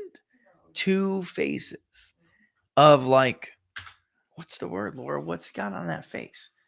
Annoyance? I don't. Oh, like done with him. Frustration, like yeah, fed upness. I don't know, like, and I can understand it must be very difficult, and there must be times when you want to pull your hair out. Thankfully for Tim Walsh, he doesn't have any hair to pull out, but that's I don't know that that's the appropriate time for you to lose your cool. What does it say about you if you're like frustrated and disgusted by your son who's got disabilities on a national stage? Oh, like, right, like, and every camera's on you and you're trying to showcase your beautiful family and you do that. Could you imagine if JD Vance had a special needs kid and he did that? Do you remember the big story they made out of him relaying that when Donald Trump called to say, it's you, buddy, do it with me, you're the VP, he told his kid it was yapping in the background. And it wasn't even that he physically told him or outwardly told him. It's like, you say, oh, shut the hell up, kid. Like every parent knows what JD's talking about. You're not really telling your kid to, like, shut. And even if you do, you're not being like they made a huge thing. He's a horrible parent. He's this, he's that. Could you imagine if JD had a special needs kid and yanked his kid out on the stage like that and then gave the look? Because I even understand the forceful tug.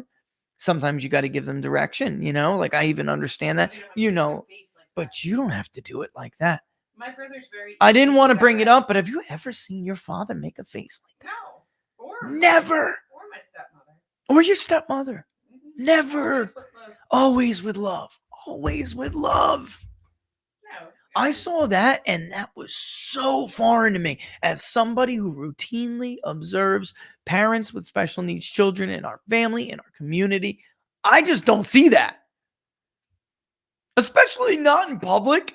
So if they could be with loving and with patience on a daily basis when they know no cameras are looking, when they don't think anyone's observing them, he can't even do it for 35 seconds when he knows every camera in the world is on him. So that makes me worried about what he does. Who is this guy, right? What kind of a piece of is this dude? I'm sorry, folks. Little things like that, I catch. I've been too trusting in my life. And Laura has always been better at intuition with character. And I've learned a few things along the way. That is no bueno. Right? Am I wrong? That's a big red flag to me, man. I don't mean to spend so much time on it. It's just that I think it's kind of big. I needed some water. Lynn, these people are looking to ruin the industry. Moving on real quick, but I appreciate you bringing that up, crew, because I didn't know how to approach that. The fact that you asked that question allowed me to approach it. So, so you opened the door for me. Otherwise, I wouldn't know how to deal with that. They are trying to ruin the industry. It's just about them and their ideology. They don't care. Just like every other professional trade, whatever you want to call it, that has been perverted by ideology. They have ruined everything. You can't expect somebody who is a lawyer to have deference to the law above all else anymore. You can't expect somebody who is a sitting judge, to care more about the rule of law and lady justice, than their ideology. You can't expect a scientist like Neil deGrasse Tyson to care more about the science than the ideology. You can't expect anything like that anymore. You just can't. And they will wreck everything to get their way. That's what fanatics do. And we are dealing in a world of fanatics.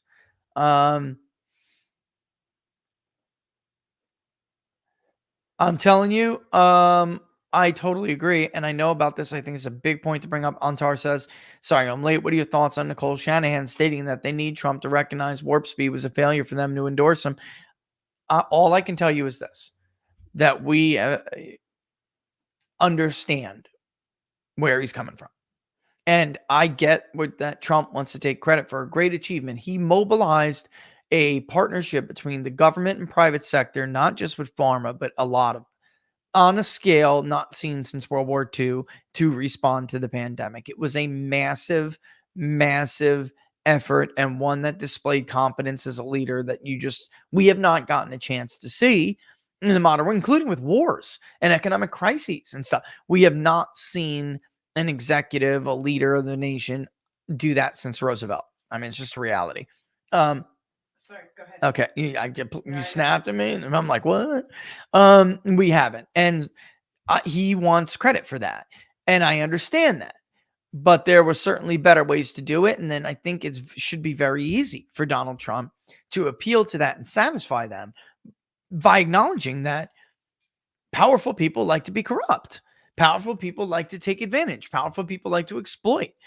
They did things wrong. They lied to people. They have talk about violating the public trust. They have violated the public trust. They did massive damage to us. And I don't see how at all, like Barnes and we went over this on Monday. Like there's a very easy way to do that without screwing yourself out of the credit for Warp Speed. I mean, it's very, very simple. I don't know. We'll see what's going on, because we're going to find out real soon. I mean, for Trump's sake, he better have found that way. And it's not for a lack of people telling him how to do it.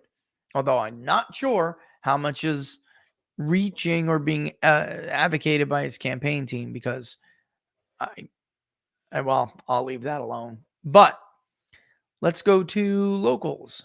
I wanted to say real quick. Yeah, sure. Regret. That's what he says. I'm like, he just Regret. Yeah, what Laura's saying is like he has this like, is it a regretting his president's kind of thing, or is it a level of frustration that leads to other things like regret, but at core it's frustration? No, I don't know. I don't know what it is. I don't like it. That's all I know. I don't like it. That face, I don't like it. I think it's awful. But unfortunately, Laura, like I said, conservatives like Ann Coulter can't keep their damn mouth shut long enough, and then they make the story about them. Oh, Ann Coulter's mocking a mentally challenged kid. Like they can't help themselves. They cannot help themselves. I know, with Barron too. That's true. The way That's right. With Barron, like, yeah. Calling him names and things. Well, they called him special needs. They did. Question: should a given pollster's weightings change during an election season? This is a great question. Spinnaker on locals. I could see that happening if party registration indicates a shift between the parties. However, I wonder if some polls weigh Democrats heavily early on to influence voters and then reduce their Democrat weightings as the election approaches, because their accuracy is based on their final poll before the election.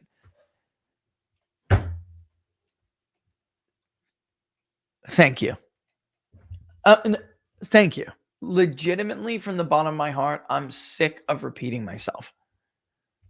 And thank you for showing me or giving me an example of like,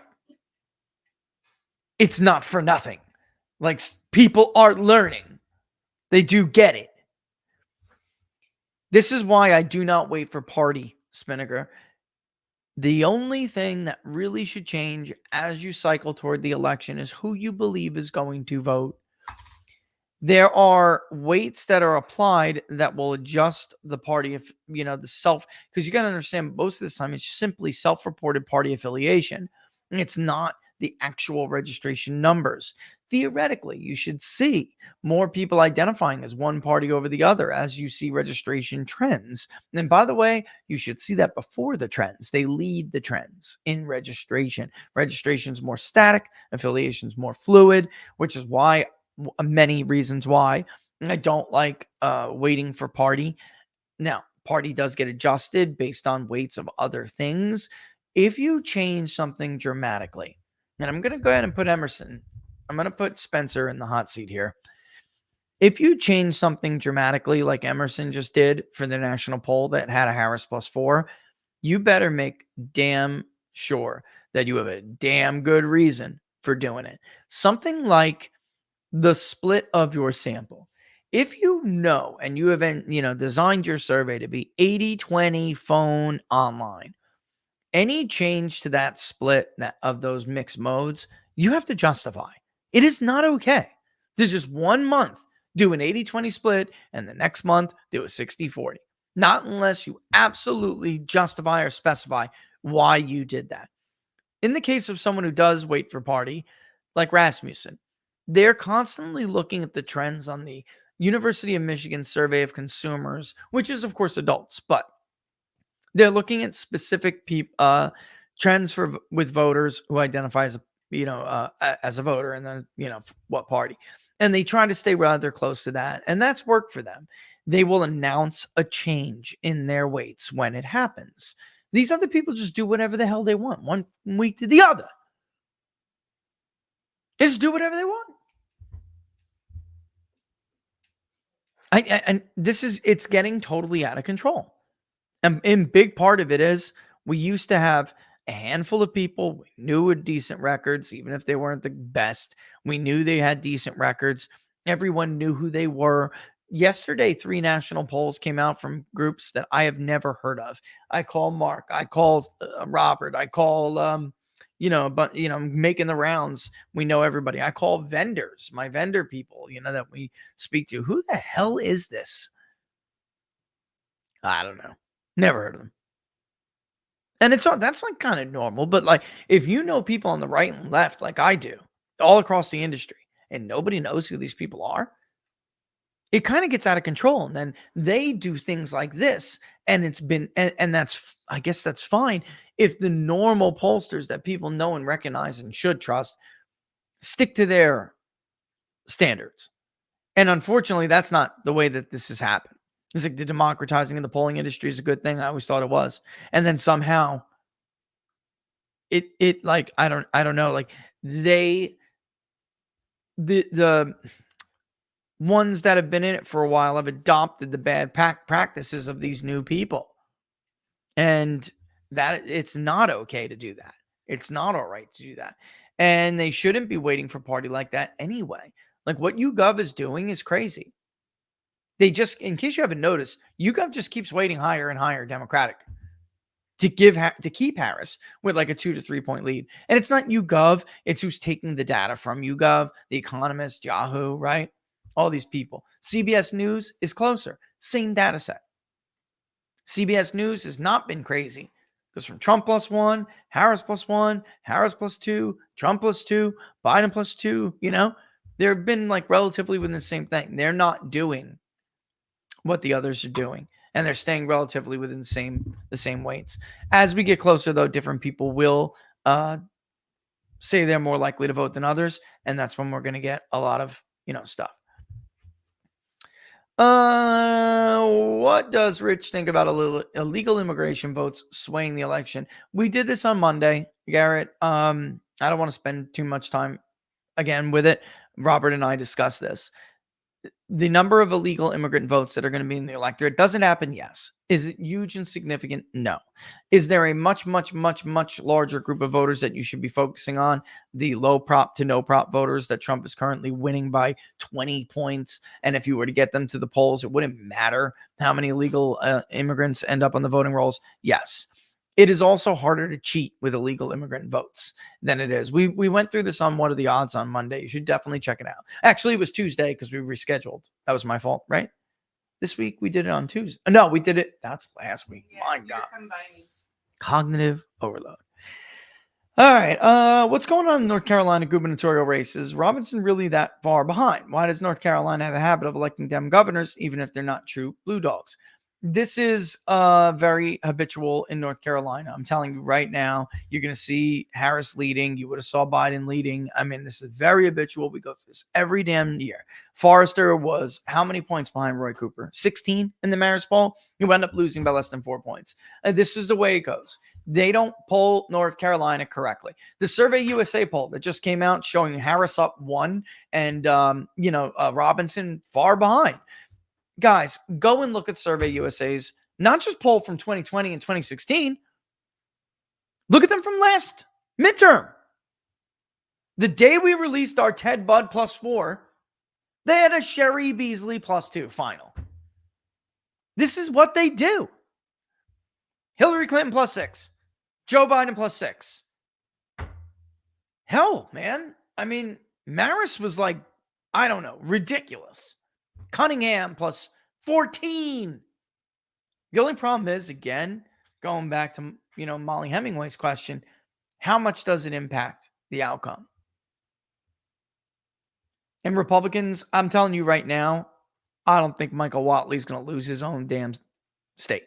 It's not the state it was, by the way, even 4 years ago. It's rapidly changing, as Laura can tell you. And these are not liberals coming from New York or New Jersey. These are Republican voters coming to Eastern North Carolina, coming to parts of Western. So we were the eastern part of North Carolina was grossly undercounted for the census. And that census was done before a big wave anyway. So I know the guys at Qantas. I know they're new and they're trying their hands in this, but I also know their qualifications. One specifically. They have Trump very close in Virginia. And by the way, that fall, I knew they were polling Virginia and knew what they were roughly finding in Virginia. And it suggests that Harris's so-called lead and all these is total bullshit. Roanoke College did an incredible job polling in 2020. Larry Sabato cheered them on in 2020 when they nailed Biden's margin, by the way. But Trumpers were like, that's crazy. He's not down 10. And Larry Sabato was like, oh, I know them. They're just fantastic. Now he's like, Roanoke's not a good poll. He's such a friggin' hack, him and his tiny crystal balls. The guy is such a hack. If he disappeared tomorrow, the world would not miss Larry Sabato. Like, he's one of these people who just went totally insane. They act like this is difficult to look up or something. Like a pollster's record is secret or something. You know what I mean?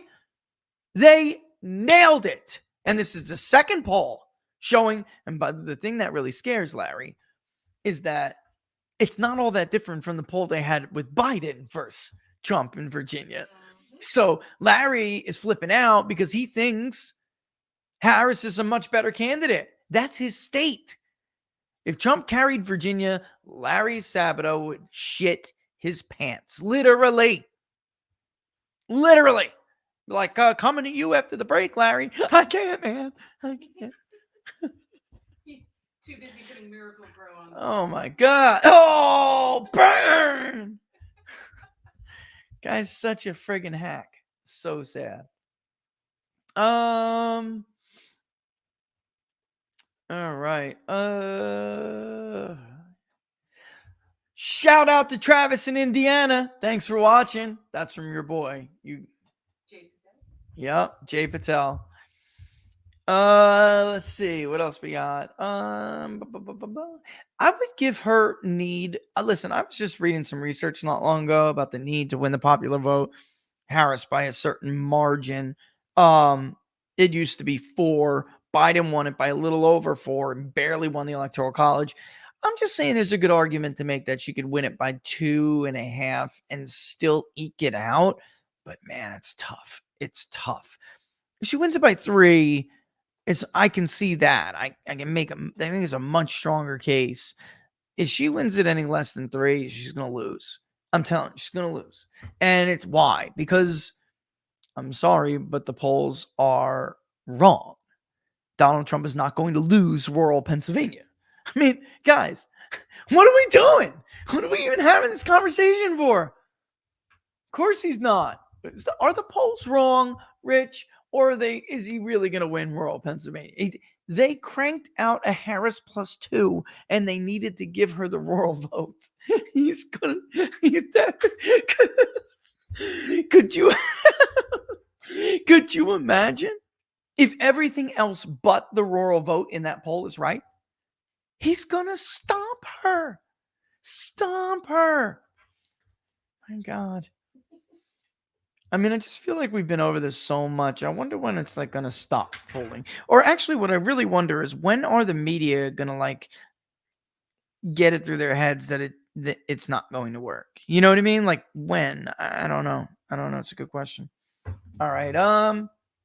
Hey man, it's 2:13. I got to get ready for Steve soon. I got to put on myself a nice little shirt and tie. Kellyanne repeatedly remarked verbatim, if Democrats spent more time understanding the concerns of the Trump voter than hating Donald Trump, they would be better served. Rich once interpreted this as a backstab. Yeah, I mean, I think it's very clear that Kellyanne was behind the JD smear, by the way. The weird thing, she's the engineer of that smear. And she's constantly giving Democrats advice about how to take the Trump vote away. I think that she's a perfect example of the desire to remain relevant and paid in D.C. outweighing loyalty and outweighing things like personal values and moral, your moral standards and stuff like that. I don't really care. Don't give me this. Like every time someone talks to me about like Trump and moral standards, they always give me this superficial crap. I'm talking about to the core, like who you are. Like you're not a Republican or a conservative if you vote for Kamala Harris. I'm sorry. You're not. You're a fake. You're a fake. But rest assured, I'm telling you, a ton of people are going in that booth and voting for Kamala Harris. People that are on TV. Guys, this thing with like potato head, baldy, Brian Stelter, who I'm pretty like, let me just put it this way. I wouldn't be shocked if I went into Brian Stelter's basement and found something from the Silence of the Lambs. Like that guy is a creepy dude. I mean, not tough, just creepy. He probably uses like laudanum or what's that shit you put on the chloroforms people or something. I don't know. Like that reminds me of a little Stelter. He's like this big. He's like a tiny little George Costanza, and he jumps up on their back like, smell, mother, puts him down, And then somebody wakes up and they hear a little potato head. It puts the lotion on its skin. Like that's got to be Brian's basement. Anyway, he's such a liar, this guy. He's such a trash liar. And the truth is, Fox News is not a safe space for Donald Trump. Kellyanne's frequent appearances there are used to launch attacks on JD Vance, underhanded stuff. I am telling you, 75% of the personality at Fox News, the talent, wants Kamala Harris to win. The board wants Kamala Harris to win. The executive, the top echelon, the top three, want Kamala Harris to win. It's an act. There's a handful of people there, the Laura Ingrams, Hannity's. The rest of them are full of it. Harris Faulkner, she's not full of it. Harris Faulkner is an unapologetic. I mean, I think she takes her job very seriously. I'm just saying, like, she's very clearly does not being labeled that like Democrats want to label professional black women. Like she's cool. Okay. That's a cool girl. I don't care who she votes for. She's a cool woman, man. And I'm telling you, remember Allison Camerata? She used to sit on that curvy couch every morning and pretend like she was like Mary Lou Retton, like America's sweetheart. I'm super conservative. I'll be the girlfriend of Superman. I'm super conservative, like that. Like Lois Lerner conservative. Like she's full of crap. She was always full of crap. Don Smith will tell you that woman is totally fake, but she did a great job fooling you, didn't she? Now she's CNN, totally liberal. Newsflash, she was always a liberal nutcase. She just faked being conservative. She's an actress. I mean, there's so many that's really their job. Their job is not television personality, media personality, journalist, on-air journalist or whatever you anchor, right? Hard news anchor. That's a lie. The job is actor, actress. Very few people are real. Very few. Judge Deneen, that woman's real. But she's not pretending to be something she's she's giving her opinion. I mean, that's what she's always done. But I mean, so many of even those people are just fake. They just want a job on the show, like the Five. They know there's only seats for 4 right-wing voices, 1 left-wing voice. Well, the left-wing chair is filled. So they're going to pretend to be a right-wing one. Sit. Telling you. They will disappoint you. So if you got some hero at home, you better get over that shit. Because I'm telling you right now, you would, if you met them, be sorely disappointed. It's just true. And even some of the ones I just kind of mentioned that you think are like, there's a lot of like people who actually are right-wing voices. And in real life, they're pricks. Horrible people. Sorry. Should I say? No. Just, she said it. But he's just an example. There are a lot of them like, he just happens to be one of the worst because he is. Bill O'Reilly is a cool dude. I don't know what he did with those women. I don't know. I'm just telling you, he really does still carry around, as rich as he is, he still carries around, I'm a guy from Levittown. At least he did with me. Tucker, I've only engaged with once. I can't really tell you, but I don't see Tucker as something. but he does strike me as legitimate too. Yeah, he does. Because you kind of get to know after a while. Well, not only that, but Can't we have friends that are friends Yep, with him too. that's true. So That's they've true. never said anything bad No. about him at all. That's true. You're on 100% correct. Almost naive, kind of. Because you will hear it. Maybe, Yeah, almost. Yeah. Or was at one point anyway. Yeah. Damn. All right. We're gonna have to boogie on down. We did that one.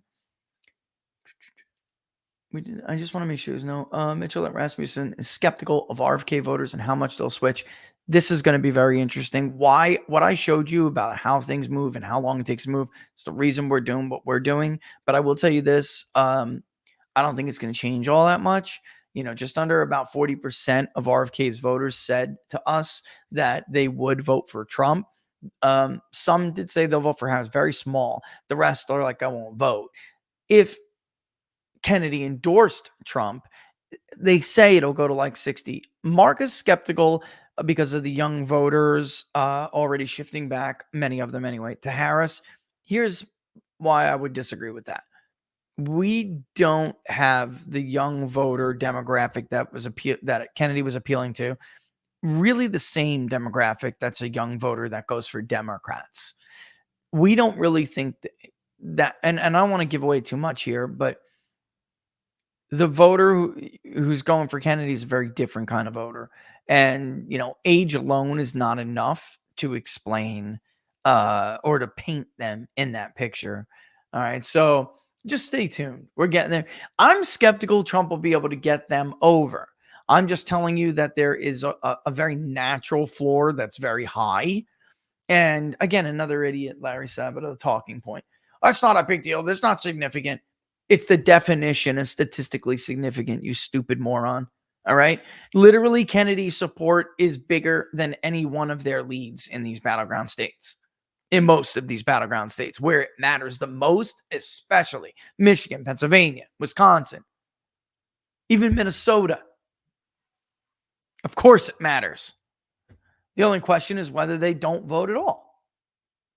But our results so far are not indicating that they would race back to Harris at all. Like, she's not going to get hardly anything from this.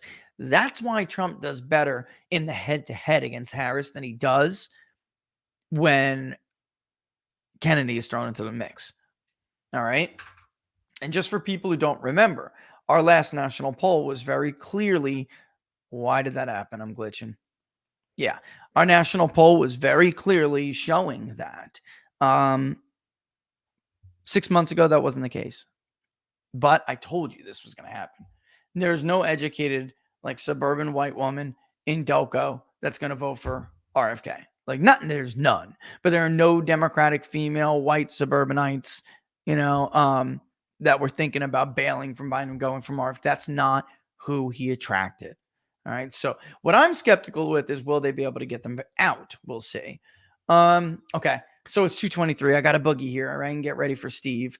I will see you guys if you're going to watch a little after 3. Right. And let's go check out the event now with Trump. Yep. Gruber. And then 5, Sean Parnell. All right. Which I'm going to make this time. I promise.